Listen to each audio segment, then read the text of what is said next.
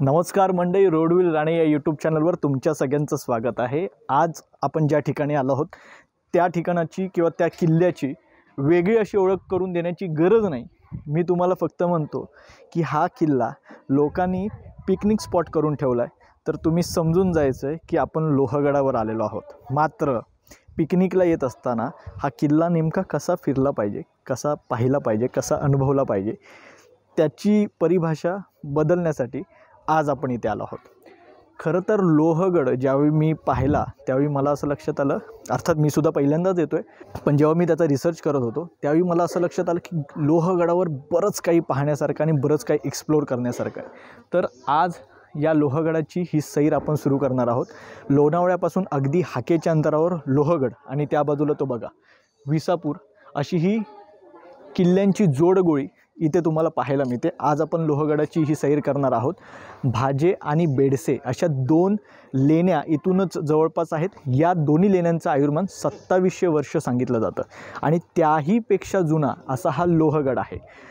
याची खासियत म्हणजे छत्रपती शिवाजी महाराजांनी जेव्हा सुरत लुटली होती तेव्हा सुरत लुटीचा जो माल होता तो नेताजी पालकर यांच्या नेतृत्वाखाली या लोहगडावर नेला गेला होता असं म्हटलं जातं।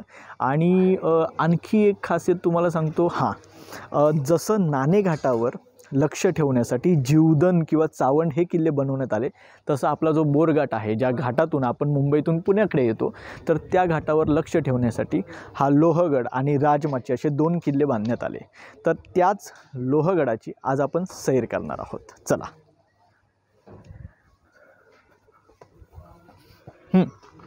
थांबा, हे जाहीर निवेदन मी मगाशी वाचलं होतं, मला फार आवडलं।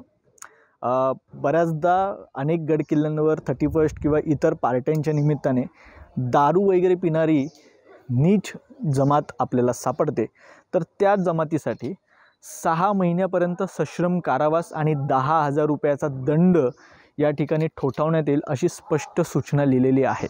अर्थात तुम्हाला गड किल्ले सोडूनच तुमचे जे काही धंदे ते करायचे आहेत, मात्र सापडलात तर ही शासनाची शिक्षा आहे। मात्र गड संवर्धन करणाऱ्या दुर्गसेवकांच्या हाती सापडलात तर न दिसणारे पण जाणवणारे असे वेगवेगळे व्रण तुमच्या अंगावर पाहायला मिळतील। ही एक तुमच्यासाठी खास सूचना। चला। लोहगड फार छान पद्धतीने मेंटेन केलेला आहे। अगदी गडाच्या पहिल्या दरवाजापर्यंत ही या दगडी पायऱ्या ज्या आहेत त्या उत्तम पद्धतीने बांधलेल्या आहेत। हे बघा, हा पार्किंग लॉट इकडेच आहे, म्हणजे अगदी गाडी पार्किंगपर्यंत येते। ज्या मंडळींना ट्रेकिंग किंवा गिर्यारोहणामध्ये आवड आहे आणि त्यांना कुठेतरी वाटतं की आपल्याला गड भ्रमंती सुरू करायची आहे, तर त्यांच्यासाठी सुरुवात म्हणून लोहगड हा उत्तम पर्याय आहे। चला। पुरातत्व खात्याचं हे 25 रुपयाचं तिकीट काढून आपण पुढे आलेलो आहोत।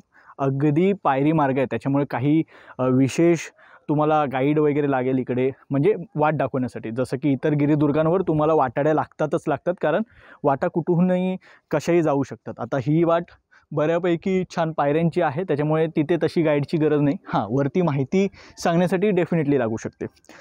तर हे 25 रुपयाचं तिकीट आपण घेतलेलं आहे, पण आवर्जून मला सांगायला आवडेल की लोहगडावर ज्या पद्धतीची स्वच्छता आम्हाला दिसते, तर हे 25 रुपये वर्थ आहेत, आम्हाला द्यायला आवडतील। पण अनेकदा काय होतं की अनेक गड किल्ल्यांवर त्यांची ना दुरुस्ती नीट होत, ना तिथे स्वच्छता असते, तेव्हा मात्र म्हणजे बऱ्याच लोकांना, म्हणजे आपल्यासारख्या सामान्य लोकांना हाच प्रश्न पडतो की मग पुरातत्व खाते पैसे कशाचं घेतात।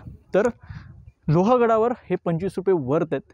50 रुपये द्यायला सुद्धा आवडले असते, कारण ज्या पद्धतीची स्वच्छता इथे दिसते उत्तम आहे। आता आपण हा ट्रेक पुढे नेण्याच्या आधी एक थोडक्यात सांगतो की लोहगड मी जसं म्हटलं तसं साधारण 2700 वर्ष जुना आहे। सातवाहन काळापासून मग चालुक्य असतील, यादव असतील, अशा विविध हिंदू साम्राज्यांनी या ठिकाणी आपलं राज्य इथे केलं। त्यानंतर पुढे बहमनी सत्ता जेव्हा आली, तेव्हा बहमनी सत्ता आल्यानंतर लोहगड त्यांच्या अखत्यारीत आला।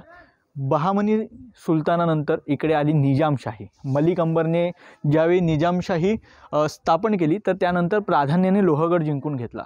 आता तो का ते तुम्हाला माहिती आहे, कारण बाजूलाच बोरघाट आहे आणि त्या दृष्टिकोनातून किंवा कल्याण भिवंडीकडे जात असताना लोहगड फार महत्त्वाची भूमिका बजावतो। त्याच्यामुळे हा किल्ला आपल्या ताफ्यात असणं हे प्रत्येक पातशहाला किंवा प्रत्येक हिंदू राजाला हे महत्त्वाचं वाटत होतं. त्याच्यामुळे निजामशाही आल्यानंतर हा किल्ला प्राधान्याने निजामशाहीत दाखल करून घेण्यात आला. त्यानंतर तो आदिलशाहीकडे गेला.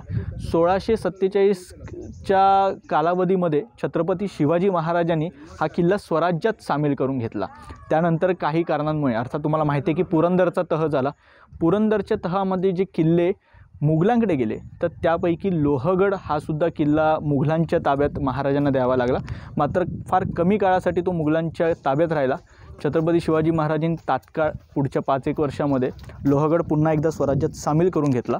छत्रपती शिवाजी महाराज यांचे नातू छत्रपती शाहू महाराज यांनी त्यांच्या कार्यकाळामध्ये हा किल्ला सरखेल कान्होजी आंग्रेंना दिला. पुढे तो पेशव्यांकडे गेला आणि पेशव्यांनी या किल्ल्याची जबाबदारी सोपवली नाना फडणवीसांकडे. आता नाना फडणवीसांचं मूळ नाव बाळाजी जनार्दन भानू. मात्र आता नाना फडणवीस कसं, तर नाना हे टोपण नाव होतं आणि त्यांच्याकडे फडणीसी होती.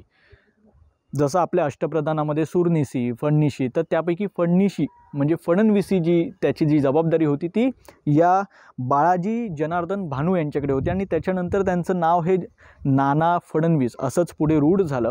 तर या नाना फडणवीसांनी इकडे बरेच बदल केलेले तुम्हाला पाहायला मिळतील. वरती 16 कोणी तलाव आहे, त्यानंतर इकडे गणेश दरवाजासुद्धा आहे. तर हा नाना फडणवीसांच्या नेतृत्वाखाली ते बांधला गेला. तसा शिलालेखसुद्धा वरती आहे. आत्ता आपण अगदी 100-1 पायऱ्या वर चढून इथपर्यंत आलेलो आहोत. तिकीट काढलेली आहे. काहीच अंतर पार केल्यानंतर हा बघा समोरच आपल्याला हा तटबंदी वजा बुरुज इकडे दिसतोय. तर मला वाटतं पहिलाच दरवाजा आपल्याला इकडे लागेल. चला, फार वेळ न दवडता आपण पहिल्या दरवाजाकडे प्रस्थान करूया. अवघ्या 5-7 मिनिटाची चढाई केल्यानंतर गडाच्या अशा टप्प्यावर आपण पोचलेलो आहोत जिथून स्पष्ट सगळ्या तटबंद्या, सगळे बुरुज आपल्याला डोळ्यांनी आपल्या काय म्हणतात आपल्याला ते मनात साठवता येतात. आत्ता हे म्हणजे आता मी इथे का थांबलो आहे, मला बेसिकली ही तुम्हाला ही काय म्हणतात ही सिस्टीम तुम्हाला दाखवायची आहे की ही कशी सुपेरियर आहे. म्हणजे समजा एखादा शत्रू या मार्गाने येत असेल तर किती ठिकाणी त्याला अडवण्यासाठी वेगवेगळ्या पद्धतीने, म्हणजे बरं एकाच ठिकाणी नाही. हा पहिला बुरुज इकडे, दुसरा बुरुज त्याच्या वरती आहे थोडा वरच्या बाजूला, त्यानंतर तिसरा बुरुज तुम्हाला तिकडे दिसतोय, चौथा अगदी तिकडे. प्रत्येक ठिकाणी तटबंदी आणि बुरुज बांधून शक्य तितका लोहगड पोलादी करण्यात आलेला आहे. लोहासारखा मजबूत आहे म्हणून या गडाचं नाव लोहगड आहे. आता तुम्हाला याची कल्पना असेल की याच्याच बाजूला विसापूर आहे, तुंग आहे, तिकोणा आहे.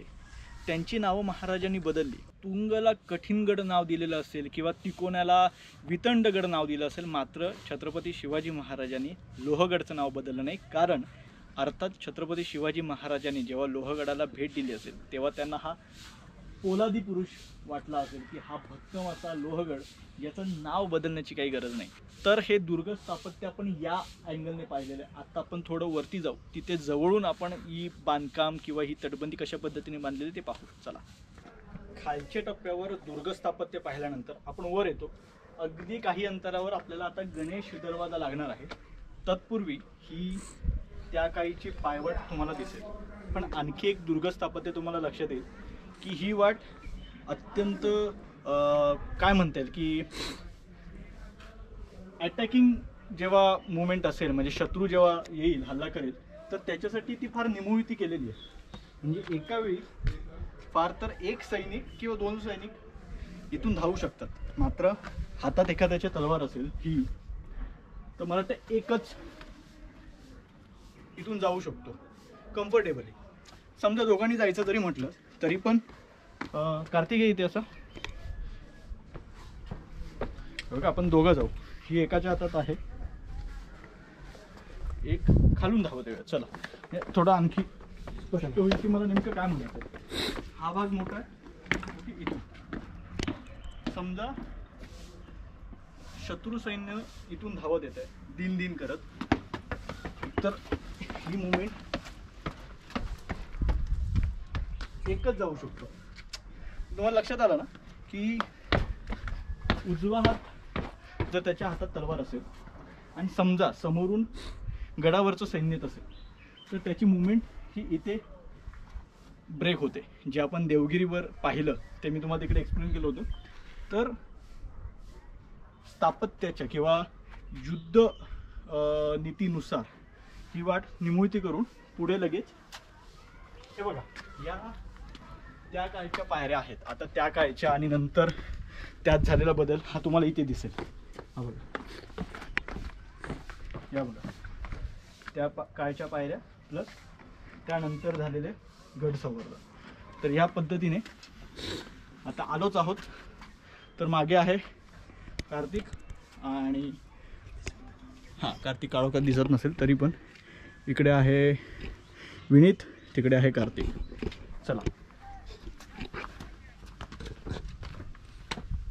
आता गणेश दरवाजा बांधत असताना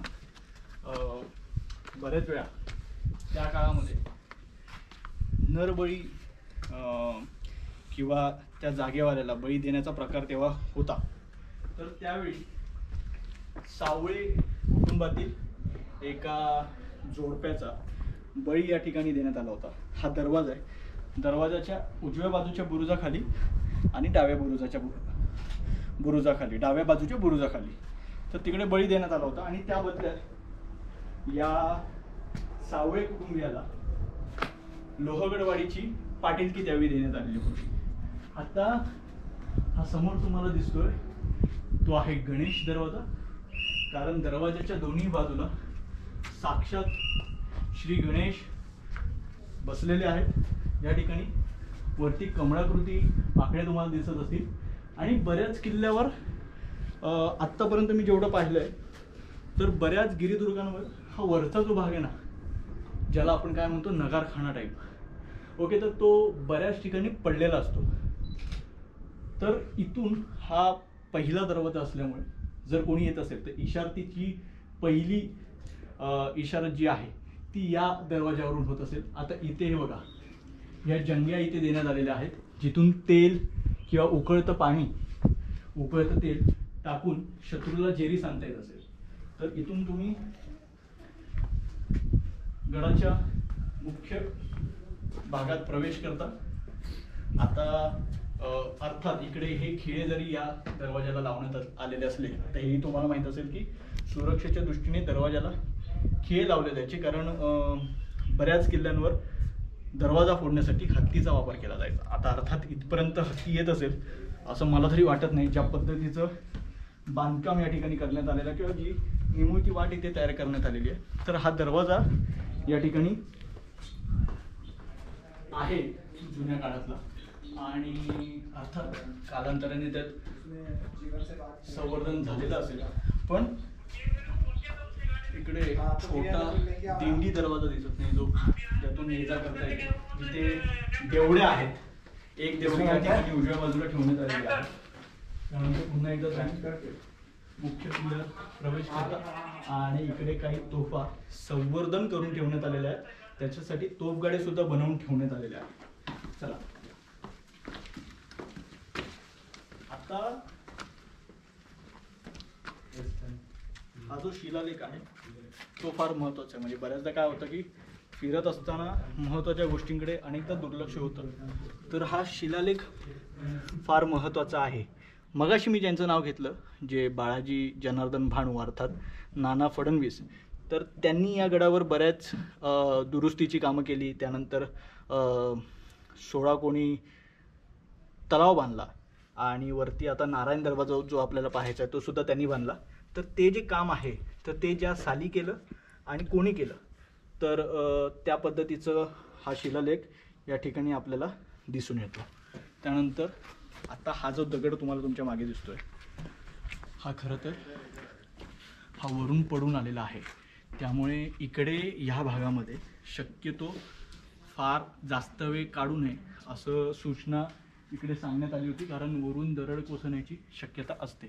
आता त्या तोफा पाहिल्यानंतर इथे एक तुटलेली तोफा आहे. या भागात तुम्ही प्रवेश करता. आता दोन शक्यता आहेत, दोन एकच शक्यता आहे. एक तर पहारेकरी जे आहेत तर त्यांच्यासाठी इथे सरळ मला हा एरिया माझ्या समोर आहे या बाजूला आणि ही विसापूरची बाजू आहे. हा समोर विसापूर दिसतोय. ठीक आहे, तर विसापूरची बाजू ह्या बाजूने सुरक्षित ठेवली जात असेल. आता इथे कदाचित पहारेकरी बसत असतील किंवा तोफा सुद्धा लावता येऊ शकतात. 2 तोफा इथे छोट्या लावल्या तरी काम होऊन जाऊ शकतं. आणि बऱ्यापैकी पहारेकरांना विश्रांतीसाठी सुद्धा या खोलीचा उपयोग होत असेल. चला इथून बाहेर जाऊया. दरवाजा पार करून आपण या तटबंदी वजा बुरुजावर येतो.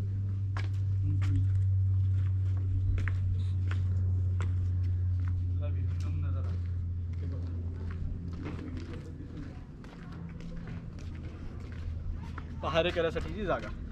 आता हा एक पहारेकरी इकडे उभा आहे आणि त्याच्या दृष्टिक्षेपात हा पूर्ण एरिया आहे समोर. त्यानंतर त्याचं समोर सुद्धा लक्ष आहे. ताई बघा, वर जाण्यासाठी इथून एक जागा आहे, बरोबर आहे. तत्पूर्वी आपल्याला फिरून त्या बाजूला काही गोष्टी दाखवण्यासारख्यात त्या पाहायच्यात. आता ही जी पद्धत आहे ना, ही मी पहिल्यांदा बघतोय एखाद्या किल्ल्यावर. अशा पद्धतीने पहारेकऱ्यासाठी एक वेगळी जागा बनवण्यात आलेली आहे. आता एक सूचना की हे जे दगड आहेत ना, हे धोकादायक अवस्थेत आहेत. त्याच्यामुळे इथे बसून वगैरे काही प्रकार करू नका, नाहीतर दगडासोबत तुम्हीही जाल, दगड खाली राहील, तुम्ही वर जाल. तर तेवढी काळजी घ्या फक्त. इथून आता बाहेर पडूया आपण. आता हा वळसा घालून आपण जायचंय खाली. ठीक आहे, वरती पूर्ण आपल्याला घराकडेच जाईल. हा दिंडी दरवाजा आहे की जो बुरुजाकडे नाही. ठीक आहे, हा जो बाहेरचा बुरुज आपण पाहिला,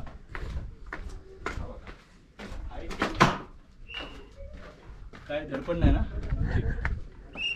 तर या ठिकाणी तोफा, म्हणजे एवढ्या मोठ्या ज्या जंग्या आहेत त्या तोफांसाठी ठेवल्या असाव्यात राखीव, असं माझं मत आहे. कारण पहारेकऱ्यासाठी एवढी जागा खूप आहे. इथून हे बघा, इथे इथे इथे येते लवकर. इथून मला हा बघा टप्प्यात, आता तुम्हाला तो खाली माणूस दिसत असेल की नाही माहीत नाही, पण मला तो व्यक्ती स्पष्ट दिसत होता. तर इथून आता आपण पुढच्या बाजूला जाऊया. हे का मध्ये सॉरी हे बघा, हे असं आहे. आणि मग सॉरी बोलून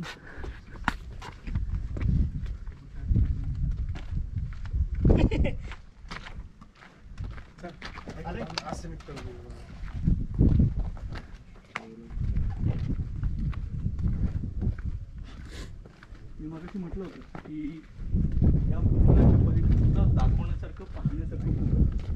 पण तत्पूर्वी म्हणजे बघा, एक कुठे जाऊया पहिला, इथे जाऊया की इथे जाऊया?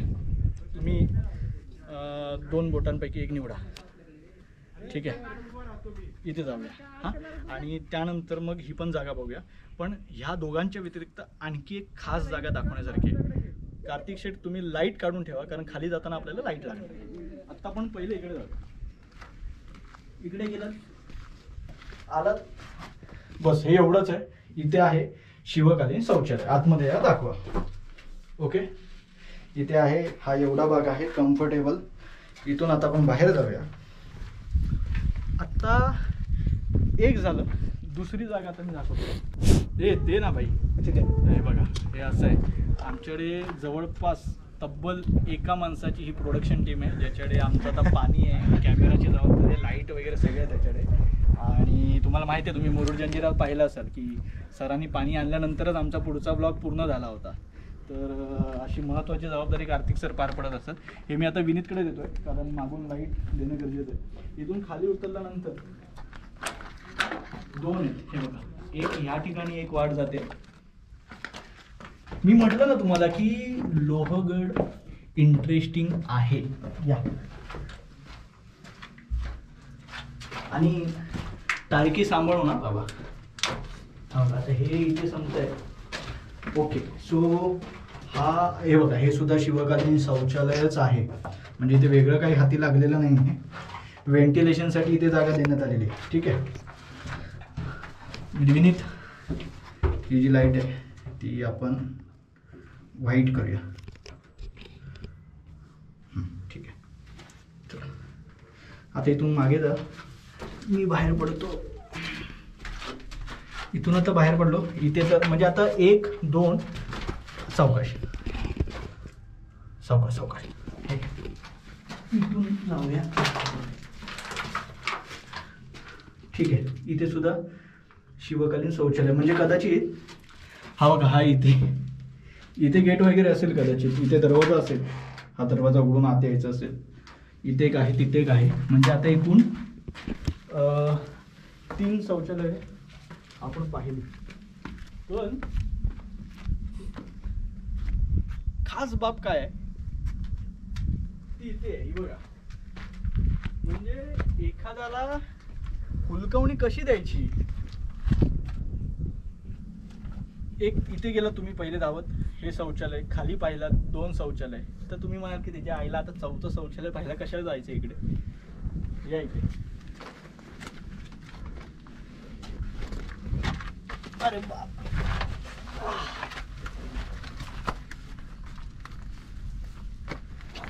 बोला आता काय आहे. चोर वाट आहे. इथून एखादा आपला नजरबाज किंवा हेरबाज येत असेल तर त्याला इथून थेट गडामध्ये एंट्री. हीच गोष्ट आपण कुठे पाहिली होती. रामशेज इथे गडाच्या बाहेरच्या बाजूला चोर दरवाजा खोलण्यात आलेला होता. पण आता इथे खास बाब अशी आहे की ह्या चोर दरवाजाची साईज फारच लहान आहे. अगदी वाकून यावं लागतं.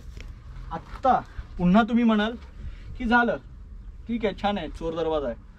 पण आपण आणखी थोडं पुढे जाऊया. या पाय सावकाश. बॅग ठेव इथे. हा ठेवा. इथून कोण घेऊन जायला असं वाटत नाही.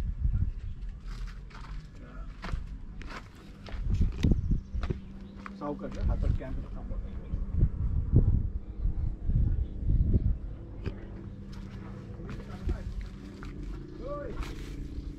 सावकाश. Yes yes.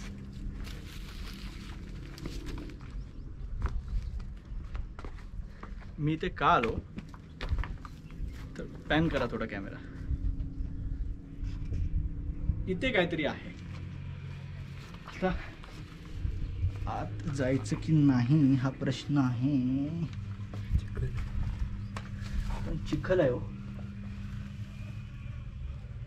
आणि आतमध्ये ठीक आहे, बघू तर.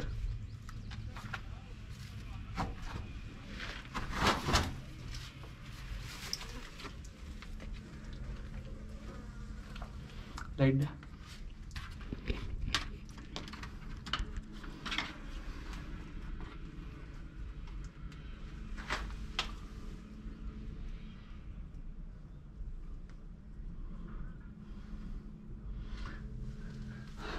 जायला तर हो. थोडी वाट निसरडी आहे. ठीक आहे, या बघ सावकाश.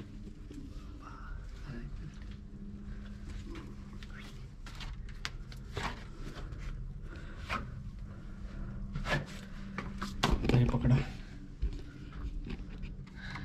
आता हे तुम्हाला दोन्ही पकडून चालता येईल असं वाटत नाही. त्या माझ्याकडेच पाय एकदम सावकाश. जिथे दगड आहे पहिलं आतमध्ये काय आहे का बघूया. हा दगड टाकून छोटासा.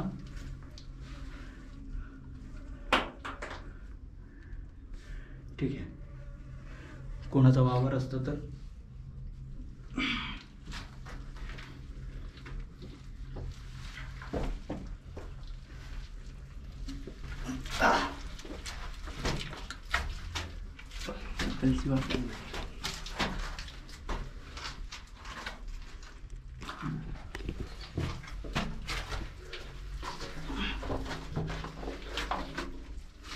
या पुढे. आता तुम्ही सांगा पुढे जायचं की नाही, कारण इथे पण एक वाट आहे.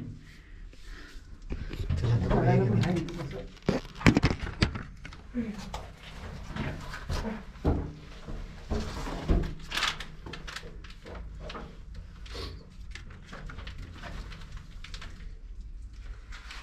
आपण घेत आहे. हा पकडा. एक काम करा विनीत, तुम्ही थांबा इथेच. मी इथून एवढा आतले शॉट्स दाखवतो. हे बघा इथे खोली जाते खाली आहे काहीतरी, या बाजूला सुद्धा आणि या बाजूला सुद्धा. थांबा, बरोबर ते खोली वटवाघळांचा वावर आहे, वटवाघळांचा वावर. चला चला चला.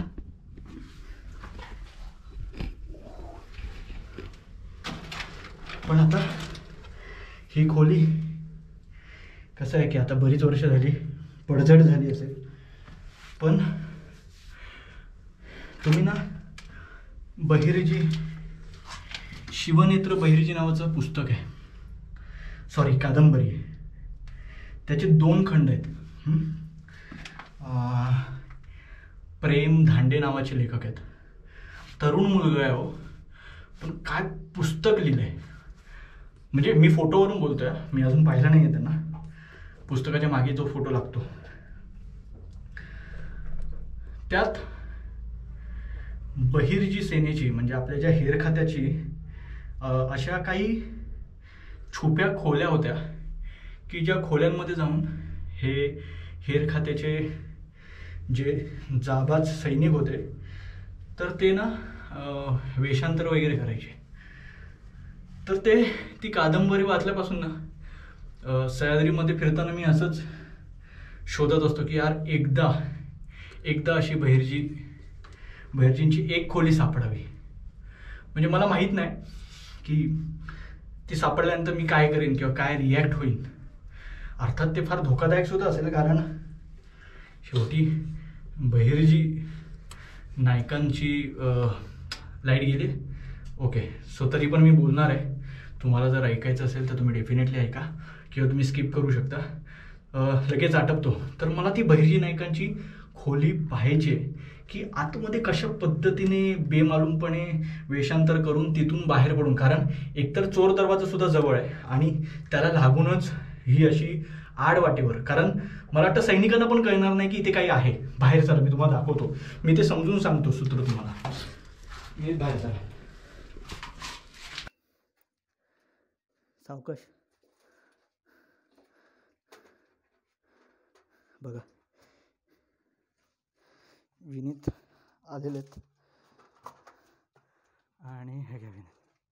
इथे चढायला, इथे पाय ठेवायला जागा आहे, त्यामुळे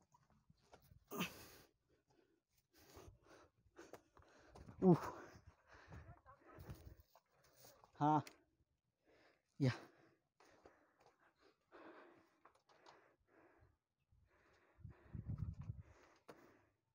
हे घ्या. लाईट तर गेली. ॲक्च्युली चार्ज करायला यावेळी आम्ही विसरलो होतो, त्यामुळे जेवढं होईल तेवढं करायचं ठरवलं होतं. छान चिखल लागलेला आहे आणि घाम पण आलेला आहे. चलो ठीक आहे. काय आहे, 2 महत्त्वाच्या गोष्टी. आता हे दाखवलं ना आतलं, त्यामुळे कृपया करून कुठलाही बॅकअप नसताना आतमध्ये जायचं धाडस करू नका. कारण काही असू शकतं. अर्थात ही सूचना माझ्या स्वतःसाठी सुद्धा आहे की, पण मी काय करतो, काही बेसिक रूल आहेत. दगड फेकून साधारण बघणं की आत काय हालचाल आहे का किंवा कोणी आहे का. कोणी प्राणी असतील तर ते लगेच रिॲक्ट करतात हालचाल, तर त्यानुसार आपण ठरवतो की आत जायचं की नाही. पण काय आहे की आपण फार क्वचित येतो ना इथे, तर आल्यानंतर जेवढं जास्तीत जास्त दाखवता येईल. म्हणजे माझ्या वरच्यावर वाऱ्या होत असतात, पण काय शूट तर आपण प्रत्येक वेळी नाही करत. असो, ते सगळं सोडा.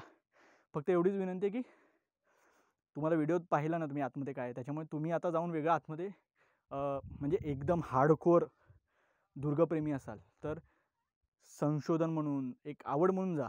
पण तुम्ही फक्त किल्ला पाहायला आलात तर कृपा करून हे धाडस करू नका, कारण हा पॅच पण दिसतो तेवढा सोपा नाही आहे. पाय जर सटकला तर मग थेट जमिनीसोबत गप्पा मारायला खाली जाल, पायथ्याच्या गावाला. बरं, आता मी तुम्हाला काय सांगतोय की ठीक आहे, इथे समजा पहारे वगैरे असतील असं पकडून चाला, असतील 100%.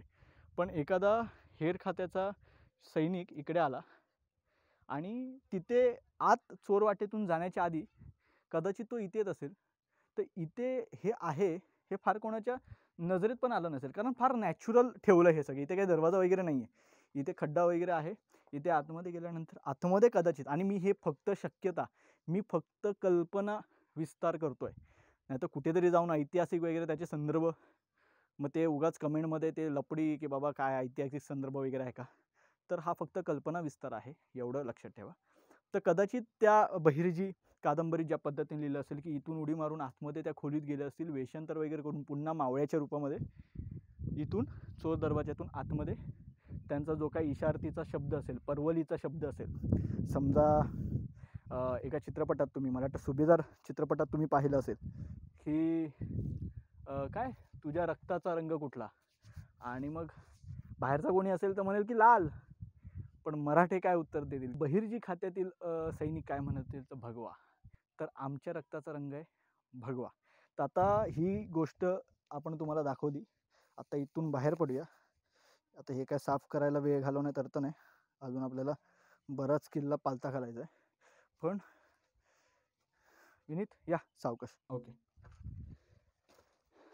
तर चोर दरवाजा आणि त्याच्या पुढची चोरवाट पाहून आपण आलेलो आहोत, आणि ही हुलकावणी, ती हुलकावणी, आणि अगदी वेगळ्याच ठिकाणी चोर दरवाजा, असं एक वेगळं समीकरण दुर्ग स्थापत्याचं आपण लोहगडावर पाहिलेलं आहे. आता जनरली कसं होतं, आता आम्ही जेव्हा चर्चा करत असतो तर ज्या गडावर आम्हाला अशी एखादी भुयारी वाट सापडते, आणि तर आम्हाला ना एक वेगळाच आनंद होतो. वेगळा आनंद कसला, तर आतमध्ये आम्ही जाणार आहोत हे आम्हाला माहितीच आहे, पण ना म्हणजे एक समीकरण झालं आहे. कधीपासून माहिती आहे, सिंदखेड राजाचा जो आपण व्हिडिओ केला होता, जिजाऊंचा म्हाळसा महल, जिथे जिजाऊ मासाहेब जिजाऊंचा जन्म झाला होता, तर त्या ठिकाणी सुद्धा आम्ही गेलो होतो. आणि तिकडून जी रांग सुरू झाली आहे, अर्थात पहिला व्हिडिओ आपण सिंधुदुर्गाचा केला होता, सिंधुदुर्ग जिल्ह्यातून बाहेर पडणारा भुयारी मार्ग, हा पहिला व्हिडिओ आहे आपला. तर तिकडून जी भुयारी मार्गाची रांग किंवा जी साखळी सुरू झाली ती लोहगडावर सुद्धा कायम आहे. त्याच्यामुळे हा एक व्हिडिओ एक वेगळी पर्वणी ठरणार आहे, कारण ह्या बाजूला बरीच मंडळी येतात, पण आतमध्ये कोण जात नाही, किंवा गेलं तरी त्यांचं इथपर्यंत साधारण बाहेर जी चोरवाट आहे तिथपर्यंतच दाखवतात. पुढे म्हटलं आपण आता जायला पाहिजे. तर आता हा भाग बराच झाला, अजून आपल्याला बराच किल्ला फिरायचा आहे. इथून पुन्हा आपण आपल्या बुरुजाला वळसा घालून पुन्हा तटबंदीवर चढायचे, आणि आपल्याला दुसरा दरवाजा लागणार आहे, बहुतेक नारायण दरवाजा, जो नाना फडणवीसांनी बांधला. तर तो आता आपण पाहणार आहोत. नाना फडणवीस कोण हे मी तुम्हाला सांगितलं की पेशव्यांच्या दफ्तरी नानासाहेब पेशवे होते, जे 3.5 शहाणे म्हणतात, त्यापैकी अर्धे शहाणे जे होते ते हे नानासाहेब किंवा नाना फडणवीस. तर त्यांनी बांधलेला हा दरवाजा, फक्त दरवाजा, गड नाही. ओके, तर आता आपण पुढे जाऊया. चला, दिंडे दरवाज्यातून बाहेर पडलो. आता गडाचे मुख्य 4च दरवाजे आहेत, ठीक आहे, किंवा 3 पण म्हणता येतील, गणेश दरवाजा, नारायण दरवाजा आणि महादरवाजा. आता हे दिंडी दरवाजा वगैरे जोड दरवाजे असं म्हणता येईल. सो दिंडी दरवाज्यातून आपण या बुरुजाचा बाहेरचा भाग पाहिला. आता हा बुरुजसुद्धा युद्धजन्य परिस्थितीनुसार महत्त्वाची भूमिका बजावणारा बुरुज आहे, कारण इथून जर तुम्ही पाहिलात तर पूर्ण परिसर टप्प्यात आहे. हा पहिला बुरुज, हा दुसरा बुरुज. त्याच्यामुळे समजा हा बुरुज पडला तर सुरक्षेच्या दृष्टीने, आणि या म्हणजे हा समोर दिसतोय तो आहे हनुमान दरवाजा, ठीक आहे. तर हा हनुमान दरवाजा खरं तर सगळ्यात जुना दरवाजा या गडावरचा, त्याच्यामुळे त्याला बॅकअप किंवा त्याला सुरक्षेच्या दृष्टिकोनातून हा बुरुज बांधण्यात आलेला आहे. आत्ता आपण हनुमान दरवाजाच्या दिशेने पुढे जाऊया. आता ज्यावेळी मी असं म्हणतो की हनुमान दरवाजा हा सगळ्यात जुना दरवाजा आहे, तर त्यामागे थॉट प्रोसेस ही आहे की शरबाचं शिल्प तुम्हाला दिसत असेल, तर शरबाचं शिल्प हे प्रामुख्याने तुम्हाला यादव काळामध्ये जे किल्ले बांधले गेले किंवा त्यापूर्वी सातवाहन कालामध्ये, तर त्या ज्या हिंदू राजवटी होत्या ना, त्यांनी शक्तीचं स्वरूप म्हणून आपल्या बऱ्याच किल्ल्यांच्या प्रवेशद्वारावर शरबाला स्थान दिलेलं आहे. तर हा आहे हनुमान दरवाजा, आणि हनुमान दरवाजाच्या अगदी समोर हे आपले दमलेले शिलेदार बसलेले आहेत. दमलेला आहेस तू? का बसला आहेस? मगाशी काय बोललास तू आम्हाला? दमलायस ना? आम्ही आता इकडे थोड्या वेळासाठी विश्रांतीसाठी बसलो होतो. आम्ही पुन्हा खाली गेलो मी आणि विनीत, आणि आम्ही उत्तम शॉट घेतला की तुम्हाला चांगलं कळावं. तर हे साहेब दमल्यामुळे इथे बसलेले होते. ठीक आहे, आता इथून आपण आत आलो की आता दरवाजा तर अर्थात नाही आहे, पण जो ओंडका टाकण्यासाठी असतो सुरक्षेच्या दृष्टीने त्याची जागा आहे. इथे दरवाजाची कडी अडकवण्यासाठीची, म्हणजे जो मेन आपला दरवाजाचा जो भाग आहे तो अडकवण्यासाठीची जागा आहे. इथून तुम्ही आतमध्ये येता आणि या सगळ्या कोपण्या बंद झालेल्या आहेत.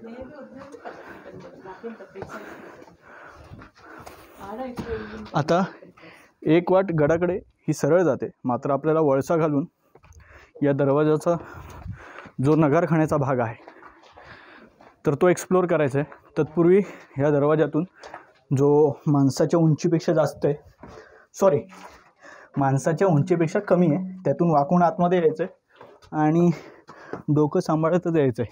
ठीक आहे, आता हा बघा हा दरवाजा.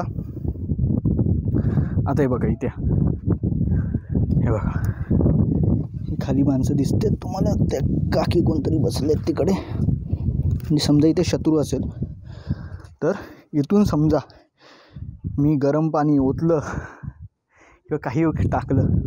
आता खरं तर हा दगड इकडे, हा दगड टाकण्याचा मला मोह आवरत नाही आहे, पण माफ करा मी तो टाकणार नाही तर तुम्हाला प्रात्यक्षिक देता आलं असतं. कार्तिक जातोच खाली, कार्तिकच्या डोक्यावर आपल्याला टाकता येईल, कारण म्हणजे कार्तिकवर आम्ही बरेच प्रयोग करतो.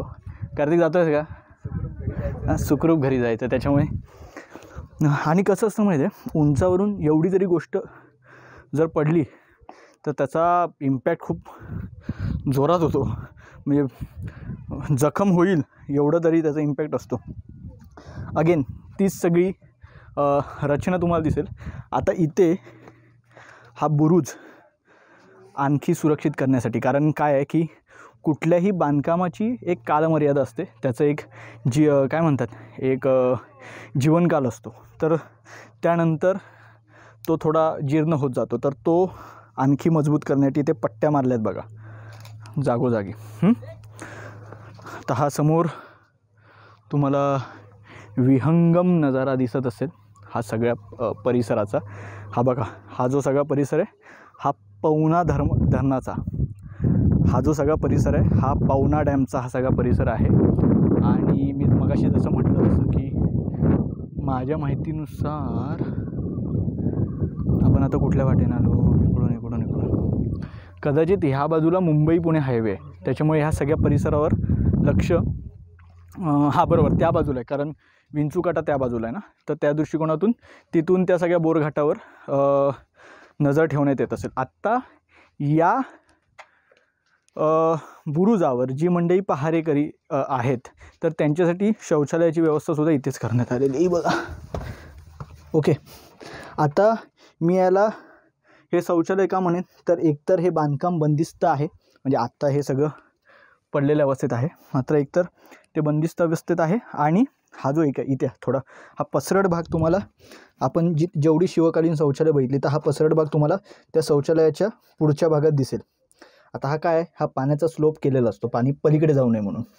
ठीक आहे, तर इथून बाहेर पडलो आपण.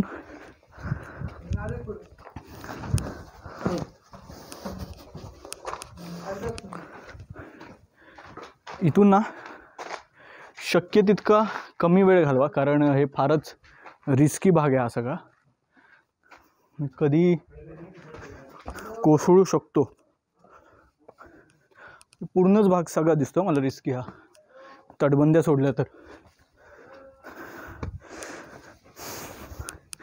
शिवकालीन काळामध्ये जे बांधकाम झालं असेल किंवा आपण म्हणतो की ज्या शिवकालीन किंवा शिवकालीन पूर्व ज्या हिंदू राजवटी होत्या त्या सगळ्या काळात जे बांधकाम झालं असेल ते आजही भक्कम एवढ्यासाठी आहे कारण त्यात शिसं असेल किंवा चुना असेल या सगळ्यासोबत ना बांधणाऱ्याची निष्ठा त्या स्वराज्याप्रती असेल, त्या राज्याप्रती असेल, त्या राजाप्रती असेल, तर ती स्वराज्यनिष्ठा, ती राजनिष्ठा ही त्यात घातली गेलेली असायची. आता गडावरचं बरंच बांधकाम तुम्हाला आता हा तटबंदीचाच भाग आहे पूर्ण. हा बघा, हा समोर दिसतोय तो किल्ले विसापूर, अगदी समोरासमोर खेटून आहेत. हा किल्ले लोहगड, हा किल्ले विसापूर. आणि अगदी समोर तुम्हाला दोन महत्त्वाच्या गोष्टी दिसत आहेत. एक तर या बाजूला आता आपल्याला लागणार आहे तो नारायण दरवाजा, जो मी मगाशी म्हटलं नाना फडणवीसांनी बांधला किंवा फडणवीस, मी दोन्ही उल्लेख करेन, जो योग्य आहे तो तुम्ही घ्या, कारण दोन्हीचा अर्थ तोच होतो. ठीक आहे. तर नारायण दरवाजा पाहण्यापूर्वी इथे आहेत धान्य कोठारं.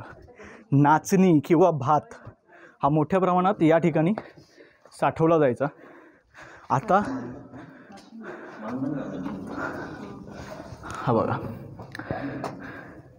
आता हे धान्य कोठार जरी असलं तरी वर्षानुवर्ष आपण ज्या पद्धतीने हे किल्ले सांभाळले आहेत, ज्या पद्धतीने आपण या किल्ल्यांची निगा राखली आहे, तर त्यानंतर हे धान्य कोठार न राहता पाण्याची टाकी झाली आहेत.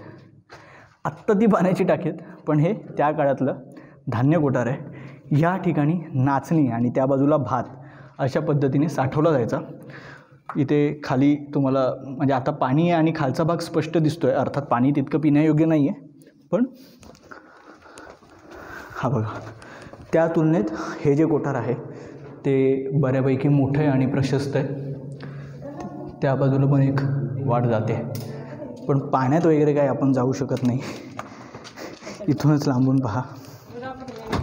आता ही बघा, आता इथे त्यावेळची एखादी वाट असू शकते आणि तटबंदीचा भाग, पण आता हे सगळं काय म्हणतात की पडक्या अवस्थेत आहे, त्याच्यामुळे वर जाण्यात काही अर्थ नाही किंवा तसं दाखवण्यासारखा सुद्धा काही भाग नाही आहे. आता इथून आपण सरळ वर जाऊया. सो आता इथून आपण नारायण दरवाजाच्या दिशेने प्रवास सुरू करूया.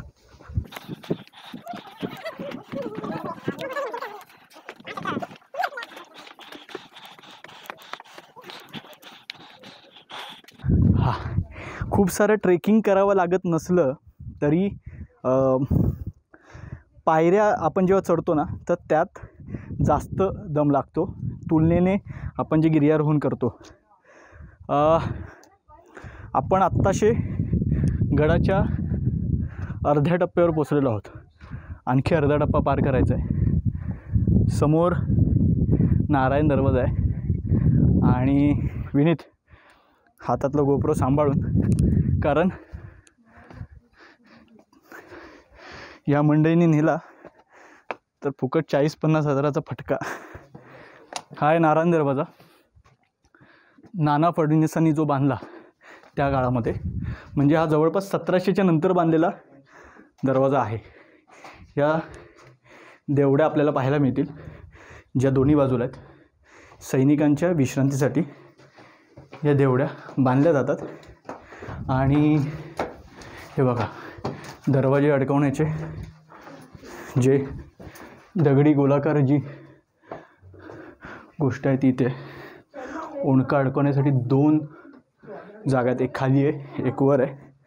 आणि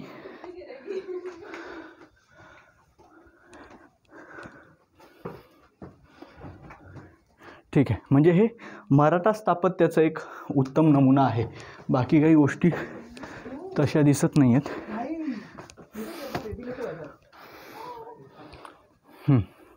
चलो, सो आता नारायण दरवाजातून आपण आतमध्ये आलेलो आहोत. आणि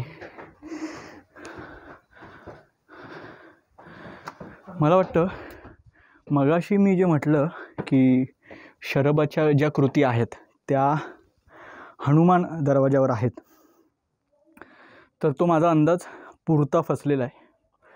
कारण माझ्या समोरचा हा दरवाजा हा नाही, याच्या पलीकडे जो आहे त्या दरवाजावर हनुमान दरवाजा नावाची पाठी लावलेली आहे. त्याच्यामुळे मगाचा दरवाजा हा निनावी आहे असं समजा. कारण मुख्य 4 दरवाजे आहेत आणि तसं बघायला गेलं तर जवळपास 7-8 दरवाजे आहेत. 4 मूळ दरवाजे ज्यांची नावं आपल्याला इतिहासात पाहायला मिळतात.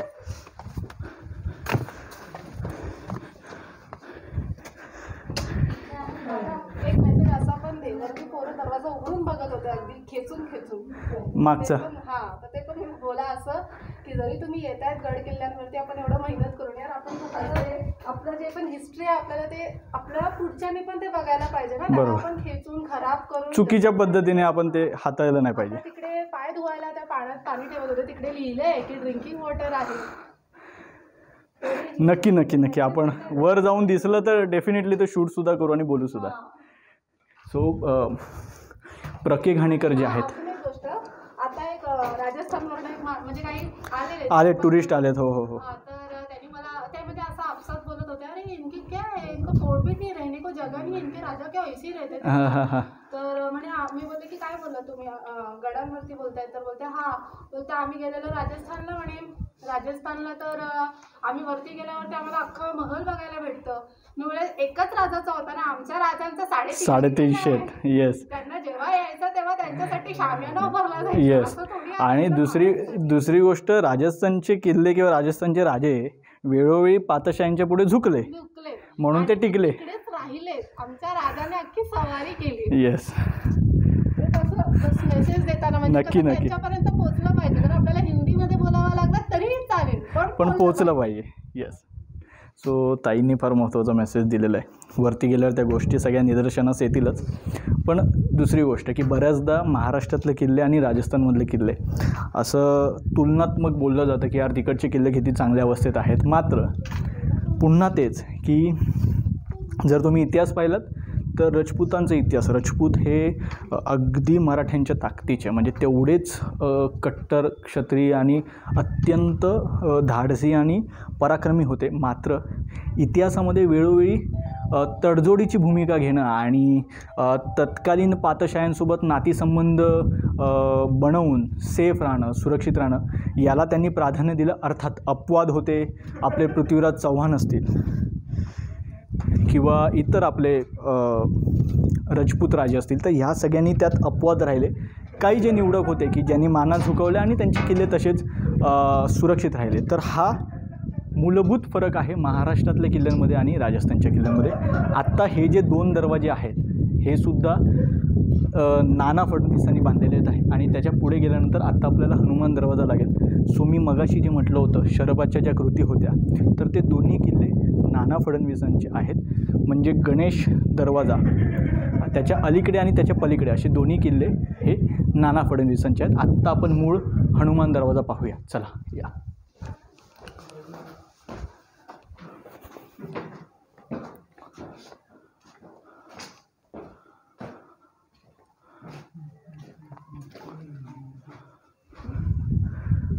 हा दरवाजा सगळ्यात लोहगडातला सगळ्यात पुरातन दरवाजा मानला जातो, हनुमान दरवाजा, ज्याचा इतिहास साधारण सातवाहनकालीन किंवा यादवांपासून जो सांगितला जातो.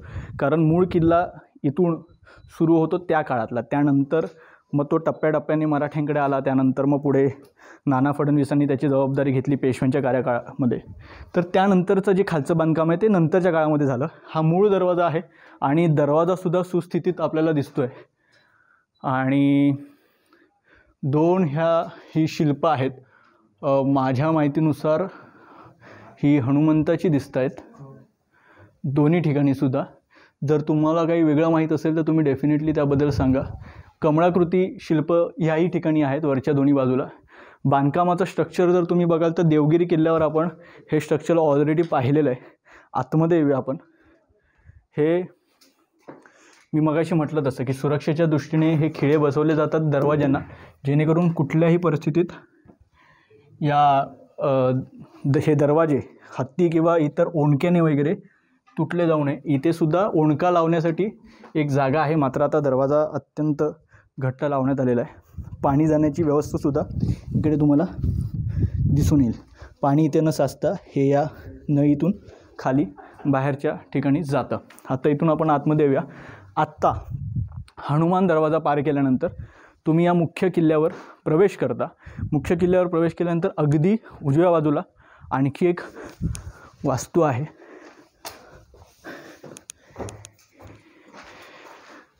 साधारण याचं स्ट्रक्चर पाहता विश्रांतीचीच जागा आहे, कारण अगदी दरवाजाच्या बाजूला आहे. त्यामुळे तुम्ही जर इकडे बघाल तर दरवाजाच्या बाजूला तुम्हाला कुठेही देवड्या दिसणार नाहीत, बरोबर. इथे देवड्या नाही आहेत, त्यामुळे विश्रांतीची जागा या ठिकाणी ठेवण्यात आलेली आहे. आता तुम्ही हा छोटासा दरवाजा पार केलात की समोर तुम्हाला चित्र स्पष्ट होतं की नेमकं तुम्हाला काय काय पाहायचं आहे. ठीक आहे. आता या स्पॉटला तुम्हाला इथूनसुद्धा समोर विसापूर दिसतो आहे. आता 2 बोर्ड आहेत, घोड्याचा पागा, लक्ष्मी कोठी आणि दर्गा. त्यानंतर या बाजूला महादेव मंदिर, त्र्यंबक तलाव, 16 कोणी तलाव आणि विंचूकडा किंवा विंचू काटासुद्धा म्हटलं जातं. आत्ता ही जी वास्तू दिसते, मशीद वजा वास्तू जी दिसते, त्याबद्दल इतिहासात असं म्हटलं गेलं आहे की औरंगजेबाची एक मुलगी या ठिकाणी तिचं निधन झालं, त्यामुळे तिच्या स्मरणार्थ ही वास्तू बांधण्यात आलेली आहे. कापड ताजं दिसतं आहे, म्हणजे वापरात आहे जागा. आता मला फक्त एवढं बघायचं की महादेवाच्या मंदिरात ताजी फुलं आहेत की नाही, बेसिक फरक आहे. ठीक आहे. आता आपण काय करू, प्रथमतः हनुमान दरवाजाची वरची बाजू पाहून घेऊ, म्हणजे एक अंदाज येईल की वरचं बांधकाम नेमकं कसं आहे. हा बघा, हा दरवाजाच्या वरच्या बाजूने, म्हणजे समजा इथे पहारेकरी असतील तर समजा या बाजूला शत्रू सैन्य असेल इकडे जाणारं, तर इकडचे पहारेकरी त्यांचा काय म्हणतात की त्यांना सहज टिपू शकतात. या पद्धतीने ही या बाजूला हनुमान दरवाजाच्या बाजूने व्यवस्था करण्यात आलेली आहे.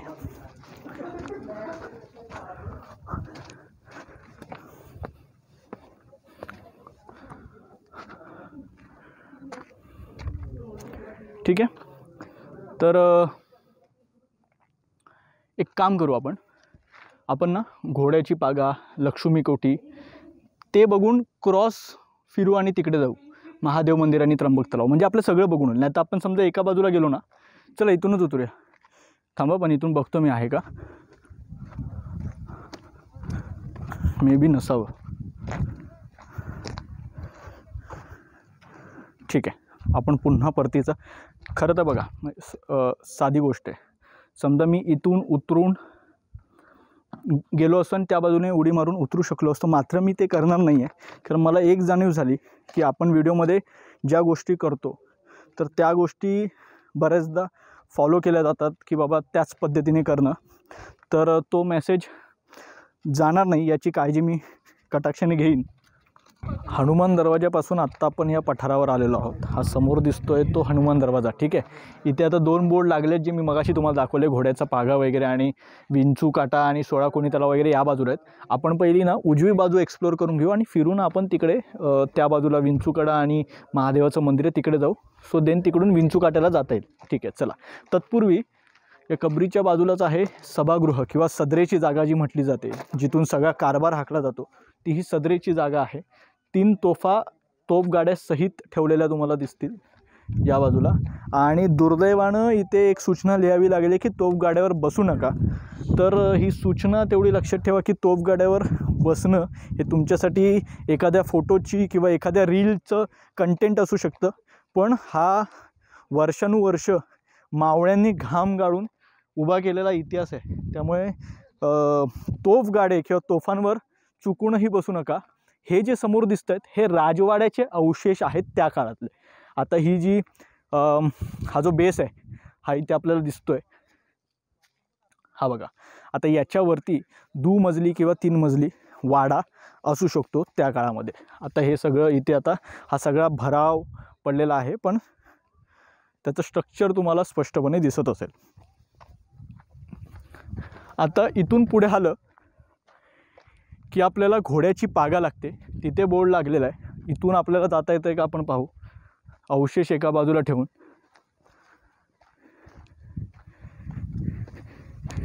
इथे ही घोड्याची पागा. आता घोड्याची पागा अधिक लक्ष्मी कोठी किंवा ही खजिन्याची जागासुद्धा म्हटलं जातं. आता या बाजूला एक खोली आहे. लाईट आपली गेली ना रे, ठीक आहे. तरी पण या आतमध्ये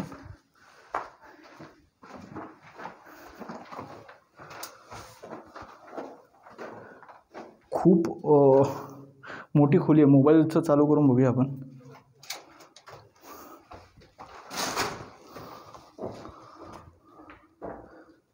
बरीच मोठी आहे रे, पण आज जाता येणार नाही आता. हे घ्या, पॉसिबल आहे का लाईटचं काय?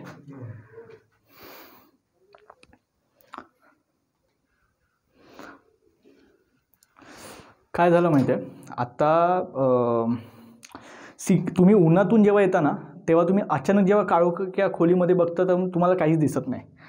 आत्ता बऱ्यापैकी नजर स्थिरावली आहे आणि साधारण इथून तुम्हाला मी सांगतो 1 2 साधारण 40 पावलं आतमध्ये ही खोली आणि त्याच्या आतमध्ये सुद्धा एक दरवाजा आहे. यार जायचं आहे यार आतमध्ये. लाईट नसेल तर नाही जाता येणार, काही दिसत पण नाही ते आणि खूप चिखल आहे. मोबाईलची टॉर्च नाही ना, पॉसिबलच नाही, तेवढी लाईटच नाही. आता बघितलं ना मोबाईल घेऊन. ठीक आहे,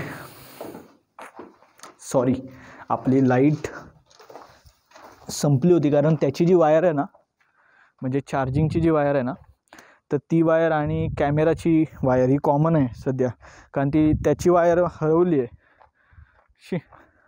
ठीक आहे, जाऊ दे. हा बघ, अरे असं कसं काय वेगवेगळं एकदम.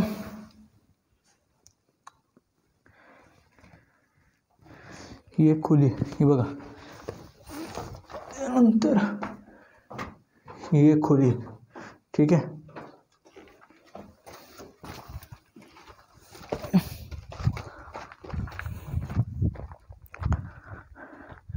आता घोड्याची पागा असं इथे म्हटलेलं आहे, बरोबर आहे.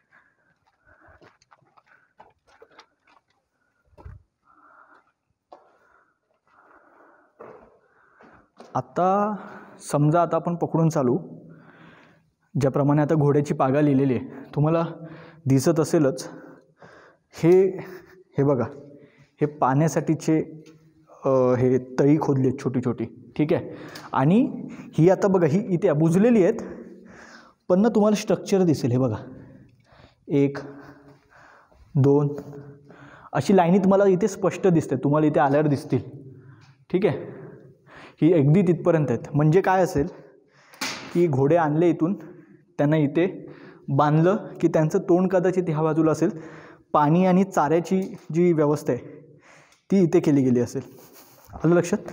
तर घोड्याची बागा ही ह्या ठिकाणी आहे. आत्ता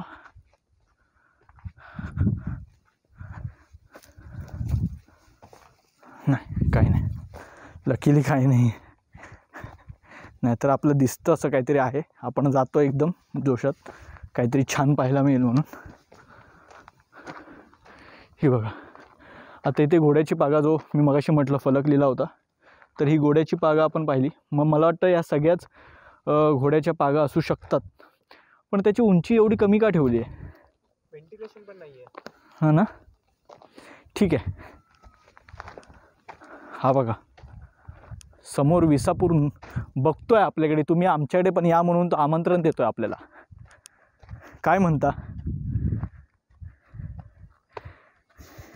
1:15 झालाय, जायचं? बघूया. मी विसापूरला ना साधारण 7-8 वर्षापूर्वी गेलो होतो. प्रचंड मोठा किल्ला आहे आणि फिरण्याचा खूप स्कोप आहे. फक्त वास्तू फार कमी आहेत, म्हणजे तुलनेत कोणाच्या, लोहगडाच्या तुलनेत.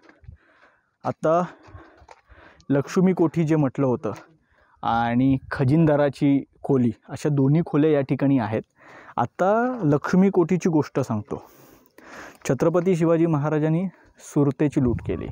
अर्थात का, तर आपलंच चोरून स्वतःच्या पेढ्या भरणं हा मुघलांचा एक कलमी कारभार होता. हे तुम्हाला माहितीच आहे. वर्षानुवर्ष या पातशाह्यांनी भारताचं खाल्लं, भारताचं चोरलं, भारताचं ओरबाडलं आणि एक एक अनेक वर्षानुवर्ष एक तत्त्व आणि बरीच काय म्हणतात काय मी माझी तत्त्व मोडणार नाही असं हिंदू राजांचं एक गणित होतं.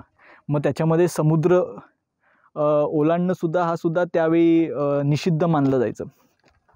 छत्रपती शिवाजी महाराज वेगळे काय आहेत माहिती आहे, त्यांनी जशास तसं उत्तर दिलं. अर्थात त्यांनी तत्त्व पाहिली, त्यांनी नीतिमत्ता पाहिली, त्यांनी ज्या चुकीच्या गोष्टी आहेतच त्या त्यांनी नाकारल्या. जसं की तुम्हाला माहिती आहे की कल्याण भिवंडीला जेव्हा हल्ला झाला, कल्याणच्या सुभेदाराची सून मराठ्यांच्या हाती लागली आणि महाराजांनी मोठ्या सन्मानानं तिला घरी पाठवलं. ती चूकच आहे, तिथे क्षमा नाही आहे. पण आमचं चोरबाडलेलं सुरतेत ठेवलं आहे, ते आम्ही आमची लूट केली म्हणून ती काही चुकीची ठरत नाही. आत्तापर्यंतचे हिंदू राजा अरे नाही आपलं नाही ते आपण कसं, अरे नाही भाई तुझं आहे तर ते तुला घ्यायला पाहिजे. आणि महाराजांनी हे आम्हाला शिकवलं की तुमच्या हक्काचं जे आहे ते तुम्ही मिळवलं पाहिजे आणि सनदशीर मार्गाने मिळवलं पाहिजे आणि तुमचं स्वराज्य त्यातून उभं राहायला पाहिजे की ज्याच्यामध्ये ही वेळ कोणावर येणार नाही. तुम्ही एक निरीक्षण नेहमी करा की महाराजांनी कधी असं नाही सांगितलं की हे माझं राज्य आहे, हे श्रींचं राज्य आहे किंवा हे रयतेचं राज्य आहे. हा मूलभूत फरक महाराजांमध्ये आणि इतर राजांमध्ये होता. त्यामुळे महाराज सर्वांपेक्षा वेगळे ठरतात. आत्ता पुन्हा लक्ष्मी कोठीकडे तर सुरतेची लूट केली आणि सुरतेची पहिली लूट जेव्हा आणली जात होती तेव्हा जेव्हा ती आणली जात होती तोपर्यंत महाराजांना अशी बातमी आली की महाराज साहेबांचा मृत्यू झालेला आहे. त्यामुळे महाराजांनी काय केलं की नेताजी पालकरांच्या नेतृत्वाखाली एक तुकडी सगळं सोनं किंवा जे काही सगळी लूट सापडली होती ती लोहगडाकडे पाठवली आणि महाराज राजगडाकडे गेले तातडीने. कारण माँसाहेब सती जाणार होते आणि ती बातमी महाराजांपर्यंत पोचली होती म्हणून महाराज तातडीने महाराजांनी तिकडे प्रयाण केलं आणि नेताजी पालकरांच्या नेतृत्वाखाली सगळी लूट सगळं सोनं चांदी नाणं वगैरे जे आहे ते या लक्ष्मी कोठीमध्ये ठेवण्यात आलं. त्याच्यापैकी एक खजिनदाराची खोली या बाजूला आहे. इथून एक बाहेर जाण्यासाठी आहे, पण तत्पूर्वी आपण ही कोठी पाहून घेऊया.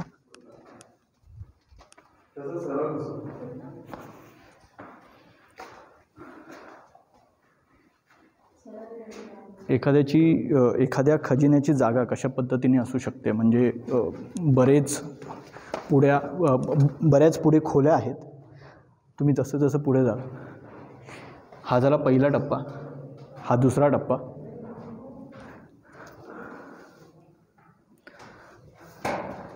आज मी आणि पर्यायानं आपण सगळं बरंच मिस करतो आहे लाईट नसल्यामुळे. कार्तिक तुझा मोबाईल देतोपर्यंत मग तुम्ही ही लाईट चालू ठेवा. विनीत दिसतंय का आपण व्हिडिओमध्ये? हां म्हणजे मला किमान मी पुढे जरी जाऊ शकतो ना.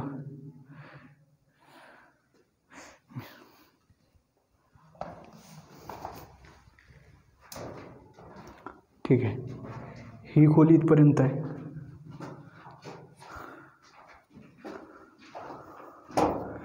हा खोलीचा एक भाग आहे. म्हणजे समजा पकडून चाला की सोनं या खोलीत पूर्ण जे काही आहे ते, ही खोली एवढीच आहे. म्हणजे ही कदाचित ही सोन्याची खोली असू शकते. इकडे थोडं पुढे गेलात, थोडा अजून वेळ गेला ना तर डोळ्यांना अजून दिसणं आम्हाला पण सोपं होईल, कारण आत्ता आम्ही उन्हातून आलो. ही चांदीची खोली असू शकते. इथे सुद्धा ही खोली आतमध्ये आहे. हा एवढीच आहे, जेवढी बाजूची सोन्याची होती तेवढीच आहे. आता इथे कोणीतरी म्हणजे आता ही मंडळी आणि इथे राहता येता. तुम्हाला जर लोहगडावर वास्तव्य करायचं असेल तर तुम्ही या कोठीमध्ये येऊन राहू शकता. अत्यंत सेफ आहे. इथे काहीतरी आहे, हे बघा.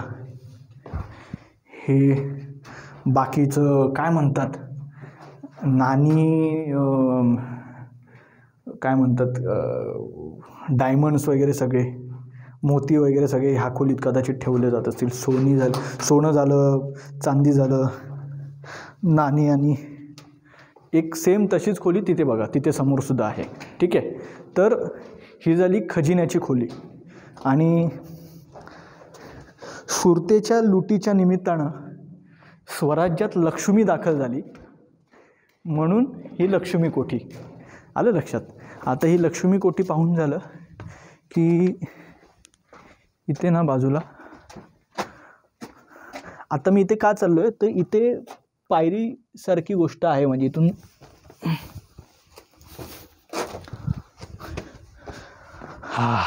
हे बघा इथे खोली आहे. कदाचित या खोलीचा मार्ग इथून दिलेला आहे. ठीक आहे. हा बघा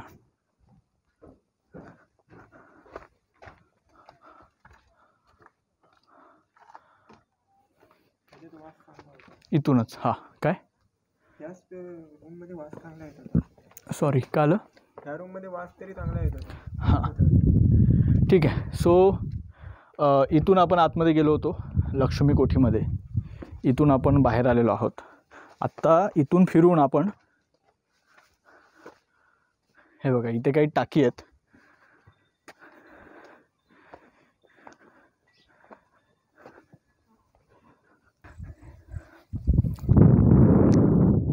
लक्ष्मी कोठीच्या मार्गाने आपण सरळ कडेकडेने चालत आलो. बाजूला तटबंदी आहे, तटबंदीच्या कडेकडेने चालत यायचं. आता ही जी वाट आहे, आपण इथून आलो बरोबर. आता ही जी उजवी वाट आहे ती विंचू काट्याकडे किंवा विंचू काट्याकडे जाते असं म्हणतात. आणि ही जी डावीकडची वाट आहे ती महादेव मंदिर आपण पाहणार होतो त्या बाजूचं, तर त्या बाजूने येते जी मिळून पुन्हा विंचू काट्याकडे जाते. ठीक आहे. आता आपण मध्यस्थानी आहोत, आपण विंचू काट्याकडे जाणार आहोत. तर हा दर्गा एका बाजूला ठेवून आपण विंचू काट्याच्या दिशेने आपलं प्रस्थान सुरू करूया. म्हणजे विसापूरच्या त्या कड्यावरून विंचू काटा दिसत असेल स्पष्टपणे. तिथून असं सरळ येत आपण इथे डावीकडे वळालो. ठीक आहे. आत्ता इथून थोडं ना असं बाहेरच्या बाजूला जाऊया. तो बघा इथून स्पष्टपणे जो दिसतोय तो आहे विंचू काटा किंवा विंचू कडा, जो या समोरच्या विसापूरवरून स्पष्टपणे त्या बाजूला दिसतो. आणि विसापूरच्या अगदी समोर आपण आहोत लोहगडावर. आणि ड्रोनमधून काढलेले फोटो किंवा इकडचे शॉट्स खूप मस्त असतात, तुम्ही सोशल मीडियावर पाहिले असतील. आता इथून विंचू कडा तुम्हाला माहिती आहे का 1500 मीटर अर्थात 1.5 किलोमीटर अंतराचं आहे. तेवढं चालत जायचं आहे. आणि त्याची रुंदी ही जवळपास 30 मीटर आहे. थकलेले पाय, घामाच्या धारा, एवढं सगळं घेऊन आम्ही आता आलो आहोत विंचू कडा पाहायला. हा समोर बोर्ड दिसत असेल विंचू कडा. समोर जी सोंड बाहेर पडली आहे ती विंचू कड्याची सोंड, विंचू काटासुद्धा त्याला म्हटलं जातं. आपण आलो या रूटने. हे बघा तिथून समोरून आपण ती तटबंदी क्रॉस करत आलो, या ठिकाणी पोचलो. समोर आता हा विंचू कडा आहे. आत्ता पावसाळ्यात धोकादायक असल्यामुळे ही वाट बंद करण्यात आली होती. मात्र कार्तिक पुढे गेला आहे आणि उन्हाळ्यामध्ये किंवा हिवाळ्यामध्ये ही वाट तशी सोपी असते. अर्थात खोल दरी असल्यामुळे प्रचंड काळजी घ्यावी लागेल. पावसाळ्यात याल तेव्हाही याच्या पुढे जाण्याचा प्रयत्न करू नका. आत्ता पण ही समोरची सोंड पाहायला चाललो आहे, ज्याला म्हणतात विंचू कडा. चला.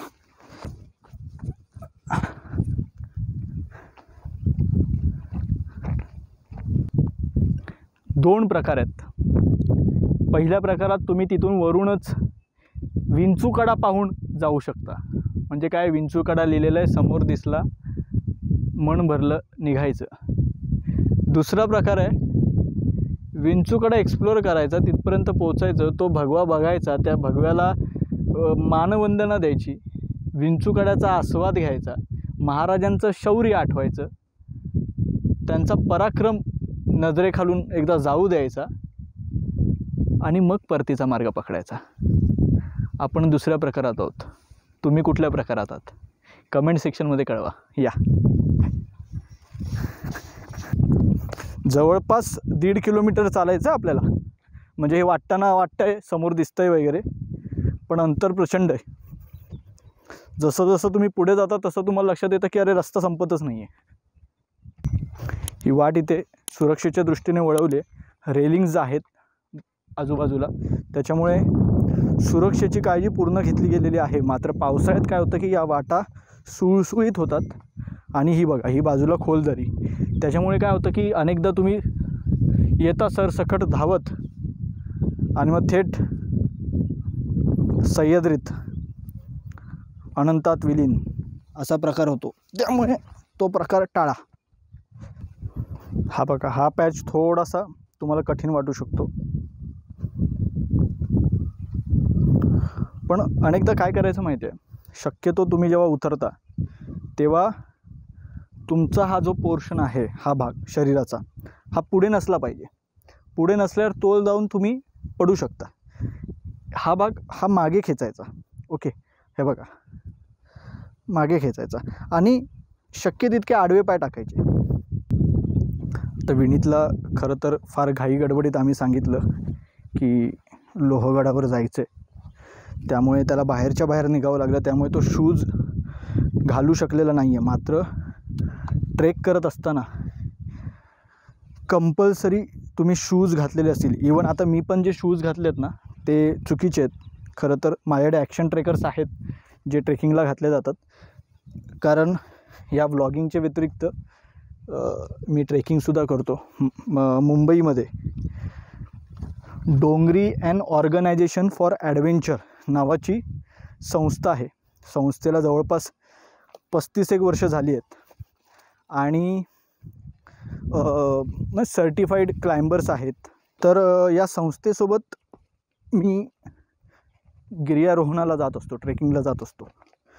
एखाद्या नामांकित संस्थेसोबत जाण्याचे फायदे काय आहेत की तुमची सुरक्षा हे प्रथम प्राधान्य असतं त्यांच्यासाठी. तर ट्रेकर आणि पर्यटक या दोन वेगवेगळ्या व्याख्या आहेत. ट्रेकर तोच, अर्थात त्याचा मराठी अर्थ गिर्यारोहक. ट्रेकर तोच ज्याने किमान महाराजांचे 15 ते 20 किल्ले गिरिदुर्गा म्हणजे प्रॉपर ट्रेक करून, मग राजगड असेल, तोरणा असेल, धागबैरी असेल, चंदेरी असेल, प्रबळगड असेल, कलावंतिनीचा सुळका असेल, तर असे गिरिदुर्ग प्रॉपर ट्रेकिंग करताना, आता हे जे ट्रेकर्स आहेत ना ते तुम्हाला जीन्समध्ये दिसणार नाही. आत्ता कदाचित पकडून चाललं की माझ्या व्हिडिओची गरज असेल, कारण मी जे भुईकोट वगैरे करतो आता लोहगड सोप्या प्रकारामध्ये येतो, ठीक आहे, त्याच्यामुळे मी जीन्स घातलेली आहे. पण मी ज्या दिवशी गिरिदुर्ग कवर करायला सुरुवात करेन त्या दिवशी मी ट्रॅक पॅन्टच घालणार, फुल हँडचे टी शर्ट्स घालणार, टोपी घालणार. कारण सह्याद्रीला तुम्ही हलक्यात घेऊ शकत नाही. सह्याद्री फार भयंकर आहे. त्याने जर ठरवलं तुमची मजा घ्यायची आहे, मग तो अशी मजा घेतो की मग ती आयुष्यभर लक्षात राहते. त्यामुळे ट्रेकिंगची म्हणजे ट्रॅक पॅन्ट, फुल टी शर्ट हे घालून जो व्यक्ती तुम्हाला दिसेल तो प्रथमतः ट्रेकर मानायचा. आता तो ट्रेकर आहे हे त्याच्या अनुभवावरून कळतं. पर्यटक म्हणजे काय, हाफ पॅन्ट घालणार, 4 चाळे करताना दिसणार तुम्हाला रीलचे, म्हणजे गड किल्ल्यांवर येऊन छपरीगिरी करायची, डान्स करायचे, त्याचे रील काढायचे, पाण्याच्या टाक्यांमध्ये पाय पसरून बसायचं, वेगवेगळ्या भुयारांमध्ये वेगवेगळे कार्यक्रम करायचे. तर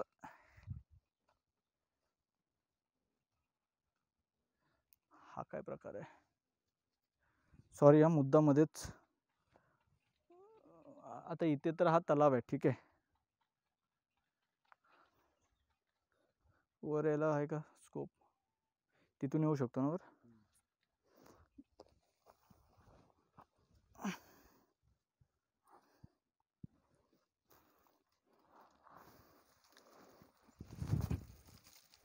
ठीक आहे. तर बेसिकली शिवकालीन शौचालय तुम्हाला दिसत असेल, ठीक आहे. हां हां, म्हणजे हे बंद आहे ना, हा पोर्शन बंद असेल, त्याच्यामुळे पाण्याच्या टाकीच्या बाजूला असलं तरी काय नाही, कारण त्याचा आउटलाईन त्याची बाहेर जाते तटबंदीच्या बाहेर. ठीक आहे, द्या इथे विहिरीत जरा ॲडव्हेंचर बघणाऱ्यांसाठी सुद्धा. आता ते काय ॲडव्हेंचर वगैरे नाही आहे, पण आपलं वरून बघून तुमचे डोळे विटले असतील अर्थात. हां सॉरी, ऊन या बाजूला आहे त्याच्यामुळे. हा बघा, हा तलाव आहे या बाजूला, आणि इथून मी वर चढेन. तर मग असा विषय इतकाच की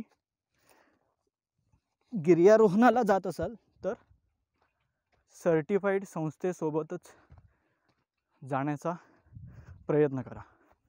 ठीक आहे, चला आता खूप झालं, कड्यावर भेटू. फायनली 1.5 किलोमीटर अंतर पार करत आपण विंचू काट्यावर पोहोचलेलो आहोत. अर्थात विंचू काटासुद्धा या जागेला म्हटलं जातं. ही मागे दिसते त्या अरुंद जागेतून आपण पुढे आलो आणि हा आता पठार लागलेला आहे आणि या पठाराला लागून आहे हा शेवटचा लोहगडाचा बुरुज. आत्ता मी मगाशी म्हटलं होतं की लोहगड का गरजेचा होता, तर हा जो संपूर्ण विभाग आहे तो समोर तुम्हाला दिसतोय तो मुंबई पुणे हायवे, म्हणजे मुंबई पुणे हायवेवरून सुद्धा तुम्हाला लोहगड ओळखता येऊ शकतो या सोंडेमुळे. कोणामुळे, तर या विंचू कड्यामुळे. अगदी तिथूनच तुम्हाला हा समोरचा विसापूरसुद्धा दिसतो. आणि या संपूर्ण बोरघाटावर लक्ष ठेवण्यासाठी महत्त्वाची भूमिका बजावत होता तो लोहगड. अर्थात कल्याण भिवंडीवर महाराजांनी जेव्हा हल्ला केला होता तेव्हा हा लोणावळा प्रांत जो होता तर त्या प्रांतातले विसापूर असेल, लोहगड असेल, तुंग तिकोणा असतील, तर ही सगळे गड महाराजांनी स्वराज्यात दाखल करून घेतले. आत्ता याच विंचू कड्याला लागून म्हणजे हा जो बुरुज आहे त्या बुरुजाच्या पलीकडे ना त्याला खालून एक वाट जाते, ती वाट आपण एक्सप्लोअर करूया. चला, थोडं आजूबाजूला बघितलात ना कसं आहे बघा की गोष्टी आपल्या आजूबाजूलाच असतात, आपण त्या कशा पद्धतीने एक्सप्लोअर करतोय हे फार महत्त्वाचं आहे. खरं तर मॅपमध्ये मला चोरवाट दाखवली होती, मी तो चोरवाट शोधण्याचा प्रयत्न केला. अर्थात ही काही चोरवाट असेल असं वाटत नाही, कारण तिथूनच ही वाट पुन्हा गोल फिरून येते. त्याच्यामुळे चोरवाट ही कशी आहे, शेवटी कुठेतरी ती बाहेर पडते.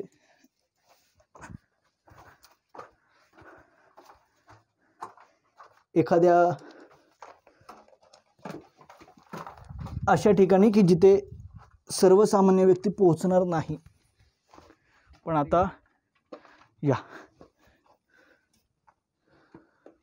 थोडं वाकून आपण येतो आणि सावरत, कारण दगड वगैरे आहेत. हा बघा, मगाशी ज्या बुरुजावर आपण उभे होतो तर त्याच बुरुजाच्या खालच्या बाजूने आपण वळसा घालतोय आणि आपण पुन्हा फिरून आलो की मगाशी आपण तिकडे उभे होतो आणि बुरुजाचा हा खालचा भाग आहे. इथे आपल्याला दुसरी कुठलीच वाट दिसली नाही आणि हे शूट सुरू असताना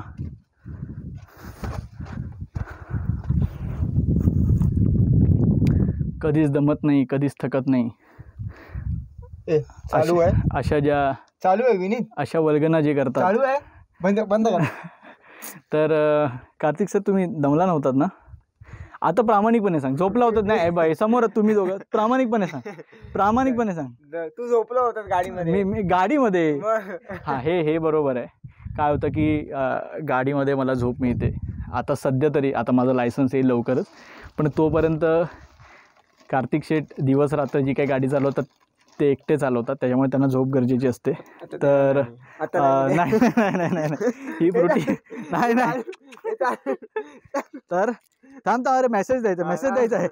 असं 2 फ्रुटी घेतल्या होत्या, त्याची त्याने तो प्यायला, आता ही माझी आहे. तर असं काही जर तुम्ही घेऊन येत असाल तर ते प्यायल्यानंतर स्वतःच्याच बॅगेत ठेवायचं आणि ते गडाच्या खालपर्यंत न्यायचं आहे.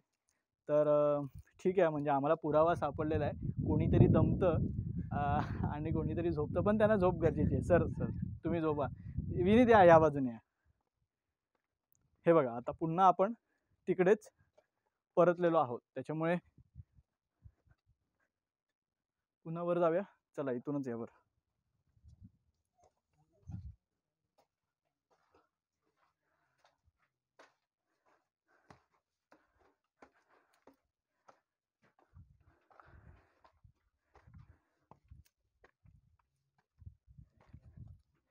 विंचूकडा पाहिला म्हणजे गड संपला असं नाही. महादेव मंदिर बघायचं आपलं बाकी आहे. मी लगेच आता तिकडे जातो, म्हणजे इथे फार वेळ नाही आम्ही घालवणार. कट्टू लगेच आपण तिकडे पोचू. त्यामुळे ते महत्त्वाचं ठिकाण आहे, ते आपल्याला पाहायचं आहे. त्यासाठी थांबा. आणि गडावर प्लीज काय होतं, वजन असल्यामुळे अनेकदा आपण मुबलक पाणी आणत नाही. 2च बॉटल्स आणल्या होत्या, त्या दोन्हीच्या दोन्ही संपल्यात आणि आता हे आमच्यासाठी अमृत आहे. तर विषय असा आहे की हे एक आहे आणि माणसं 2 आहेत. एक कॅमेराच्या समोर आहे आणि एक कॅमेराच्या मागे आहे. तर आता आम्ही हे दोघं शेअर करू, कारण ह्याचा खूप आता आम्हाला याची खूप मदत होणार आहे. आणि आवर्जून इवन हे जे प्लास्टिक आहे ना याचं, तर हे सुद्धा आपण खाली नेऊया. मी अर्थात तुम्हाला खाली गेल्यावर ते दाखवेन की खालपर्यंत ते नेलेलं आहे. कदाचित आम्ही आमच्या गाडीतूनच मुंबईपर्यंत नेऊ किंवा खाली जर कचरापेटी सापडली तर तिथे टाकू. पण कृपा करून ना, खरंच म्हणजे गडकिल्ल्यांवर वगैरे ना नका घाण करू यार. इथे कोण काय प्रत्येक वेळेस साफ वगैरे करायला कोण येत नाही. आणि ज्या गडसंवर्धन संस्था आहेत त्यांचं काम डबल नका करू. ती बिचारी पोरं एवढा प्रवास करून इथे येतात, 7-8 तास राबतात आणि पुन्हा तेवढंच थकलेलं अंग घेऊन मुंबईला जातात, पुण्याला जातात, लांबून जिथून येतात तिथे जातात आणि पुन्हा दुसऱ्या दिवशी नोकरीला जातात. तर कृपा करा, उपकार वगैरे करा, काही हरकत नाही, कुठल्याही भावनेने करा, पण कचरा टाकू नका. ठीक आहे, चला धन्यवाद. आत्ता आपण विंचू काटा पाहिलेला आहे. थोडं रिलॅक्स होतो कारण आत्ता वाजलेत 2:30. मगाशी मी काय टाईम सांगितलं होता मला आठवत नाही आहे. आत्ता इथे 2:30 वाजलेत, त्याच्यामुळे थोडं रिलॅक्स होऊ. खरं तर आज प्लॅन होता की आज लगेच जाऊन विसापूरला रेकी करायची, उद्या व्हिडिओ करायचा आहे. तर रेकी म्हणजे आपण पहिलं जाऊन पाहतो नेमकं काय आहे, कुठे आहे. त्याच्यामुळे थोडं एक माहीत असतं तुम्हाला की तुम्ही काय शूट करणार आहात. लोहगडबद्दल तसं काही माहीत नव्हतं. लोहगडवर आम्ही आलो डायरेक्ट आणि एक म्हणजे थोडं वर जायचो, बघायचो, हां अच्छा ओके इथे, आणि मग खाली येऊन पुन्हा आम्ही ते शूट करायचो. तर तसा प्रकार होतो. कारण कसं आहे की एक इझीनेस असला पाहिजे दाखवताना. आम्ही स्पष्ट असलो पाहिजे की आम्हाला काय आहे पुढे दाखवायचं आहे. तर वाचन वगैरे त्या सगळ्या गोष्टी असतात. हां, समजा अर्थात मी जर आधी येऊन गेलो असतो तर तुम्ही देवगिरी बघाल ना, तर देवगिरीवर म्हणजे देवगिरी तर म्हणजे असं झालं आहे की मी कधीही गेलो तरी आता मी तो विसरणार नाही स्वप्नातसुद्धा. इतक्यांदा जाणं झालं आहे. किंवा रायगडावर डोळे झाकून आम्ही सांगू शकतो की कुठे काय आहे. अर्थात रायगडसुद्धा खूप एक्सप्लोअर करायचा बाकी आहे आणि मला माहिती आहे की तुम्ही सगळे रायगडची वाट बघताय. पण फेब्रुवारी एंडपर्यंत किंवा मार्चच्या पहिल्या आठवड्यात कदाचित रायगडचा भाग 1 प्रदर्शित होईल. Stay tune. त्याबद्दल मी माहिती कम्युनिटी पोस्टवर देईन. तुर्तास बाय बाय. खूप गप्पा झाल्या. आता महादेव मंदिराच्या इथे भेटू. चला. विंचूकड्यावरून पूर्ण प्रदक्षिणा घालून आपण पुन्हा एकदा या पठारावर आलो आहोत. मागच्या बाजूला तिकडे 16 कोणी विहीर आहे आणि महादेवाचं मंदिर आहे. दोन्ही जागा आपल्या पाहायच्या बाकी आहेत. चालून आल्यानंतर पिण्याचं पाणी आपल्याला मिळालेलं आहे, जिथे आपण पाणी काढू शकतो. मात्र पिण्याचं पाणी जिथे सापडतं तर पाणी काढण्याची एक छोटीशी टेक्निक आहे, ती तुम्हाला दाखवून ठेवतो. तळ दिसतोय याचा अर्थ पाणी स्वच्छ आहे. फक्त आता काय माहिती, इथे कम्फर्टेबली उभं राहायला तशी जागा नाही आहे. पण याजवळ विनीत पहिलं म्हणजे स्वतःला सुरक्षित करा, नाहीतर तुम्ही पडल्यावर पाणी सगळं गढूळ व्हायचं. पाणी सुरुवातीला तुम्ही थोडं बाजूला करायचं आणि जिथे भरायचं आहे ना, हा डायरेक्ट पाण्यात बुडवायचा आणि बुडबुडे काढायचे. कळलं? बुडबुडे निघाले ना तर ते पाणी स्वच्छ पाणी आत जातं आणि बाकीचं जे काय ते बाहेर निघतं. आता हे बघा, याच्यामध्ये एक पण गप्पी मासा आलेला नाही आहे. आतमध्ये एवढे गप्पी आहेत. पिण्याचं पाणी भरून घेतलेलं आहे. स्वच्छ पाण्याचा तळ इथे तुम्ही पाहिलात. हे आणखी एक टाकं आहे. इथे तुम्हाला पाण्याचा तळ दिसत नाही आहे, त्याच्यामुळे तुम्हाला लक्षात आलं असेल की हे पिण्यायोग्य पाणी नाही आहे. पिण्यायोग्य पाणी आपण स्वच्छ अशा टाक्यातून घेतलेलं आहे. आता इथून तुम्ही पुढे गेलात की फायनली तुम्ही आनंदी होता, कारण महादेवाचं मंदिर समोर दिसतं आणि ही 16 कोणी विहीर फायनली आपल्याला दिसलेली आहे, जी महादेव मंदिराच्या अगदी मागच्या बाजूला आहे. ही बघा.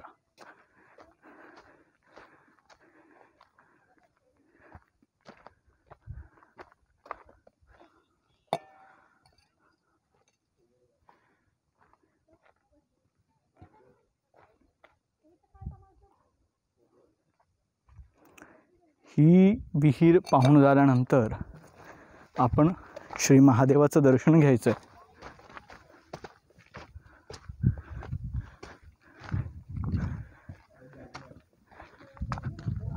ॲक्च्युली याला 16 कोणी विहीर का म्हटलं जातं ते मी मोजत होतो. 1 2 3 4 5 6 7 8 9 10 11. किती 11 की 16 कोणी? त्र्यंबक तलाव आहे. अच्छा, हे त्र्यंबक तलाव आहे. लिहिलंय त्र्यंबक तलाव. मग विहीर कुठे? ते माहित नाही कुठे. हे त्र्यंबक तलाव आहे. ते लिहिलं तर त्र्यंबक तलावच आहे.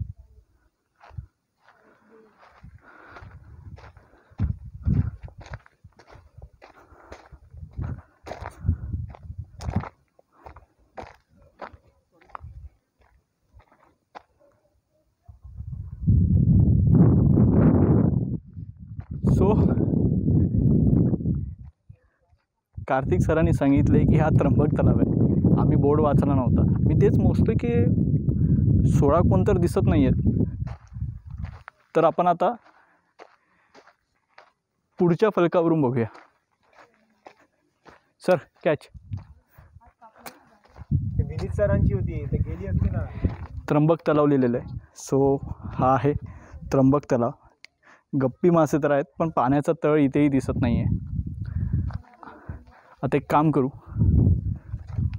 श्री महादेवांचं दर्शन घेऊ आणि पुढचा प्रवास सुरू करू.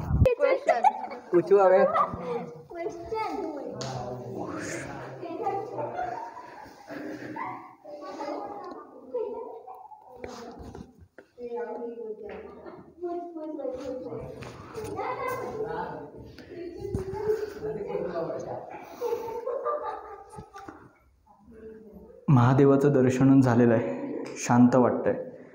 महादेवाला कधीही पूर्ण प्रदक्षिणा घातली जात नाही. ती नेहमी प्रदक्षिणा असते. कारण महादेवाच्या पिंडीतून जे पाणी किंवा दूध जातं ती जाण्याची वाट असते, ती कधीच ओलांडायची नसते. तर ही प्रदक्षिणा पूर्ण करून महादेवाचा आशीर्वाद घेऊन बाहेर पडूया. महादेवाला प्रार्थना आहे की मी असेन किंवा माझे हे प्रेक्षक असतील, माझं हे यूट्यूबचं कुटुंब असेल, तर त्यांच्या ज्या काही इच्छा आकांक्षा असतील त्या पूर्ण करा आणि त्यांच्या सदैव पाठीशी राहा. चला या.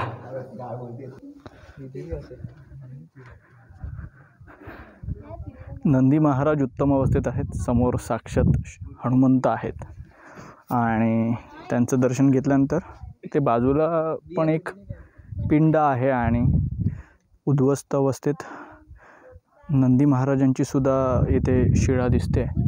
अर्थात मी मगाशी म्हणत होतो की हा 16 कोणी तलाव वगैरे असेल, पण तसं नाही. हा त्र्यंबक तलाव आहे. आणि मी आता मॅपमध्ये बघितलं तर हा जो डोंगर आहे ना, हा बाले किल्ला, हा सर्वोच्च या किल्ल्याचा भाग आहे. तर तिकडे वरती चढत जाऊन डाव्या बाजूला तिकडे तो 16 कोणी तलाव आहे, जो नाना फडणवीसांनी बांधला होता. आणि असं म्हटलं जातं की नाना फडणवीसांनंतर जेव्हा म्हणजे त्यांच्या मृत्यूनंतर जेव्हा इंग्रजांनी या किल्ल्यावर हल्ला केला त्यावेळी त्यांना अशी माहिती मिळाली होती की नाना फडणवीसांनी त्यांची सगळी संपत्ती त्या 16 कोणी तलावात लपवलेली आहे. त्याच्यामुळे तो तलाव त्यावेळी जो खाली केला तो त्यानंतर कधी भरलाच नाही. तर आत्ता पण तिकडे जाऊ. आणि मगाशी मी न बघता मी ॲक्च्युली मोजत होतो 16 कोण, तरी म्हटलं 16 कोण होत का नाहीत आणि 16 कोणी नाव का दिलं आहे. तर हा त्र्यंबक तलाव आहे, बाजूला महादेवाचं मंदिर आहे आणि आत्ता आपल्याला जायचं आहे 16 कोणी तलाव पाहायला. तो पाहून झाल्यानंतर बऱ्यापैकी आपली गडफेरी पूर्ण होईल. त्यानंतर आपण व्हिडिओचं एंड करूया. चला. तर महादेवाच्या मंदिराच्या इथून तुम्ही जेव्हा सरळ चालत याल तेव्हा या 2 वाटा जातात. एक सरळ वर जाते आणि एक डावीकडे जाते. तर ती 16 कोणी विहीर पाहण्यासाठी डावीकडे या. इथून आता सरळ चालायला आपण सुरुवात करायची. आता पुढे काही अंतरावर ती 16 कोणी विहीर आपल्याला दिसायला लागेल. तर आता आपण डायरेक्ट तिथेच भेटूया. चला.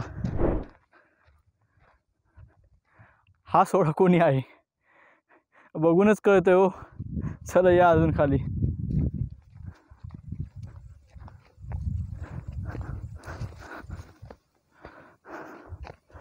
आता तुमच्या काय म्हणतात एक कशासाठी आपण म्हणतो,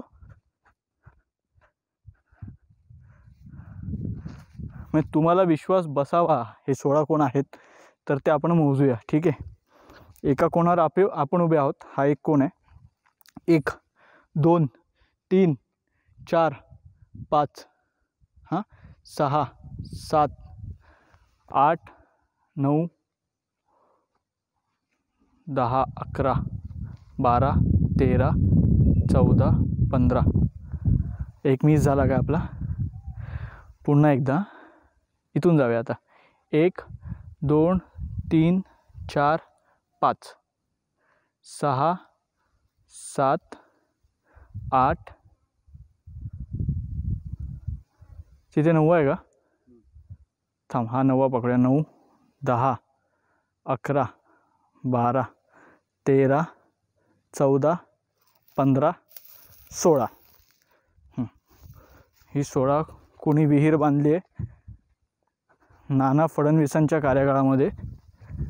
आणि बऱ्यापैकी आता पाण्याने तळच गाठलं आहे म्हणा. फार काही म्हणजे 1-2 फुटापर्यंतचं पाणी असेल. पण नानाने खास आपलं सगळा लवाजमा संपत्ती जी काय आहे, सोनं नाणी चांदी वगैरे, तर ती लपवण्यासाठी या ठिकाणी हा 16 कोणी तलाव बांधला असं म्हटलं जातं. आता कदाचित या तलावाला एखादी गुप्तवाट पण असू शकते. We never know. हे बघा, ही एक हा असा सब तलाव का काढतात, म्हणजे एक जोड तलाव. या छोटासा आहे, टाका आहे म्हणा. ह्या जोड टाक्याची तुम्हाला काही गोष्ट माहीत असेल किंवा त्याचं कारण माहीत असेल तर तुम्ही नक्की सांगा. पण कसला अचाट आहे हा लोहगडावर. हे जर तुडुंब पाणी भरलं असेल तर लोहगडाला काय गरज असेल पाण्याची. 16 कोणी विहीर जबरदस्त मन भरलेला आहे. लोहगड कसा वाटला तुम्हाला, हा ब्लॉग कसा वाटला. हा ब्लॉग नेहमीप्रमाणे माहिती पूर्ण होता का. अर्थात तुम्ही शेवटपर्यंत आलात म्हणजे माझे जे खंदे समर्थक आहेत ती मंडळी सगळी आहेत. सो तुमचे खूप खूप आभार. तुम्ही नेहमीच खूप उत्तम पाठिंबा देत असता. एक महत्त्वाची गोष्ट खरं तर ती मी व्हिडिओच्या सुरुवातीलाच सांगायला पाहिजे होती. कदाचित उद्या विसापूरचा व्हिडिओ जेव्हा मी सुरू करेन तेव्हा मी ती पुन्हा एकदा सांगेन. मागे मी म्हटलं होतं की मन भरून आलं होतं असं मी एकदा लिहिलं होतं. तर मला एक मेल आला होता आणि त्या मेल मला जुना नव्हता. कारण मेल आल्यावर मला लक्षात आलं की हा जुना कोणीतरी पाठवलेला आहे. कारण त्या व्यक्तीचा मेल, मी नाव अर्थात शेवटी सांगेन, त्या व्यक्तीचा मेल मला 2018 साली आला होता. आणि त्यावेळी त्याने फक्त एवढंच लिहिलं होतं की मी तुमचा व्हिडिओ पाहिला आणि तुम्ही लवकरच 1 लाख हा आकडा गाठला पाहिजे. आता तो सबस्क्रायबरचा होता की व्ह्यूजचा होता मला माहीत नाही. पण त्या व्यक्तीची प्रामाणिक भावना होती की व्हिडिओ खूप छान होत आहेत, तर तुम्ही 1 लाखाचा आकडा पार केला पाहिजे. मी त्यावेळी त्या व्यक्तीला रिप्लाय केला होता आणि सडनली मला एक 3-4 आठवड्यापूर्वी त्या व्यक्तीचा पुन्हा मेल आला की दादा तुम्ही हा जो सगळा प्रवास करता त्याचा साधारण खर्च काय असेल, किती असेल. तर मी तेव्हाच मुरुड जंजिरा अलिबाग वगैरे केला होता. तर त्याचा मी खर्च साधारण काय होतो तो पाठवला होता. किती तास आणि किती तास खर्च होतात त्या सगळ्या शूटला असं ते सगळं पाठवलं होतं. मग मी पण त्याला उत्तर वगैरे पाठवलं. आणि काही दिवसांनी त्या मेलला रिप्लाय आला की दादा मला तुझ्या व्हिडिओ स्पॉन्सर करायचे आहेत, म्हणजे मला स्पॉन्सरशिप द्यायची. मला नावाची माझी अपेक्षा नाही आहे. मला काय म्हणतात, मला शाऊटआउट पण नको आहे की माझं नाव घ्यावं तू वगैरे. मला फक्त मला तुझा व्हिडिओ पाहायचा आहे, दॅट्स इट. मला तेवढंच पाहिजे. तू उत्तम व्हिडिओ बनवतोस, त्या कंटिन्यू राहायला पाहिजे. आणि मला इतकं भरून आलं की चला म्हटलं एवढं प्रेम. आणि अर्थात ते माझ्यावर प्रेम आहेच, पण त्याहून जास्त महाराजांवर आहे आणि महाराजांच्या गडकिल्ल्यांवर आहे आणि पर्यायानं माझ्यावर आहे. पण लिटरली मला त्या दिवशी काही सुचत नव्हतं. मी मेल त्याच दिवशी वाचला होता आणि मी मेलला उत्तर जवळपास एक 20-1 दिवसांनी दिलं असेल. आणि मी सुरुवात पण तीच केली होती की मी मेल त्याच दिवशी वाचला, पण मी रिप्लाय तुम्हाला लेट देतो आहे वगैरे असा तो मी रिप्लाय केला होता. तर ही भावना माझ्यासाठी खूप महत्त्वाची आहे. कोणीतरी कमेंटमध्ये लिहिलं होतं की अरे दादा ड्रोन घे ना ड्रोन, आणि त्यावर खाली कोणीतरी कमेंट केली होती की अरे नाही तू आम्हाला नंबर दे गुगल पे, आम्ही पेमेंट करतो, पण ड्रोन आला पाहिजे. तर हे सगळं प्रेम आहे ना. म्हणजे मी आता हे 6 महिने चाललं आहे की कोणीतरी मला म्हणतं की स्पॉन्सरशिप ठीक आहे, म्हणजे एखाद्या व्यक्तीच्या व्यवसायाचं मार्केटिंग करणं आणि त्या बदल्यात त्याचं मानधन घेणं हे ठीक आहे.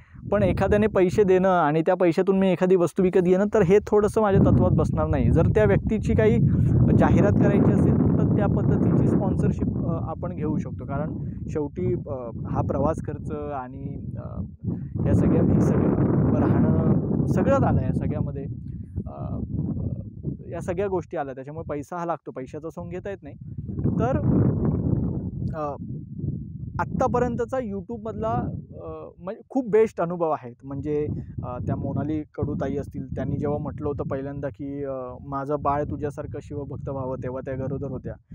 त्यांना बाळ झाल्यानंतर त्यांनी त्यांच्या मुलीचं नाव काय ठेवावं हे सुद्धा कमेंटमध्ये विचारलं होतं. आता त्या मूळच्या कुठल्या हे मला माहितीच नव्हतं. आता मागे त्यांनी एकदा कमेंट केली होती, तेव्हा त्यांनी चुकून काहीतरी लिहिलं की मी चाकणलाच कुठेतरी जवळ मोर्शी का कुठेतरी, सॉरी बार्शी की मोशी असं कुठेतरी त्या हातात मी ते वाचलं आहे. सो मला असं म्हणायचं की ज्या माणसाला मी भेटलो नाही आहे, मी त्यांना प्रत्यक्ष पाहिलं नाही, ते सगळे तुम्ही माझ्यावर ज्या पद्धतीचं प्रेम करताय त्यासाठी खूप खूप धन्यवाद.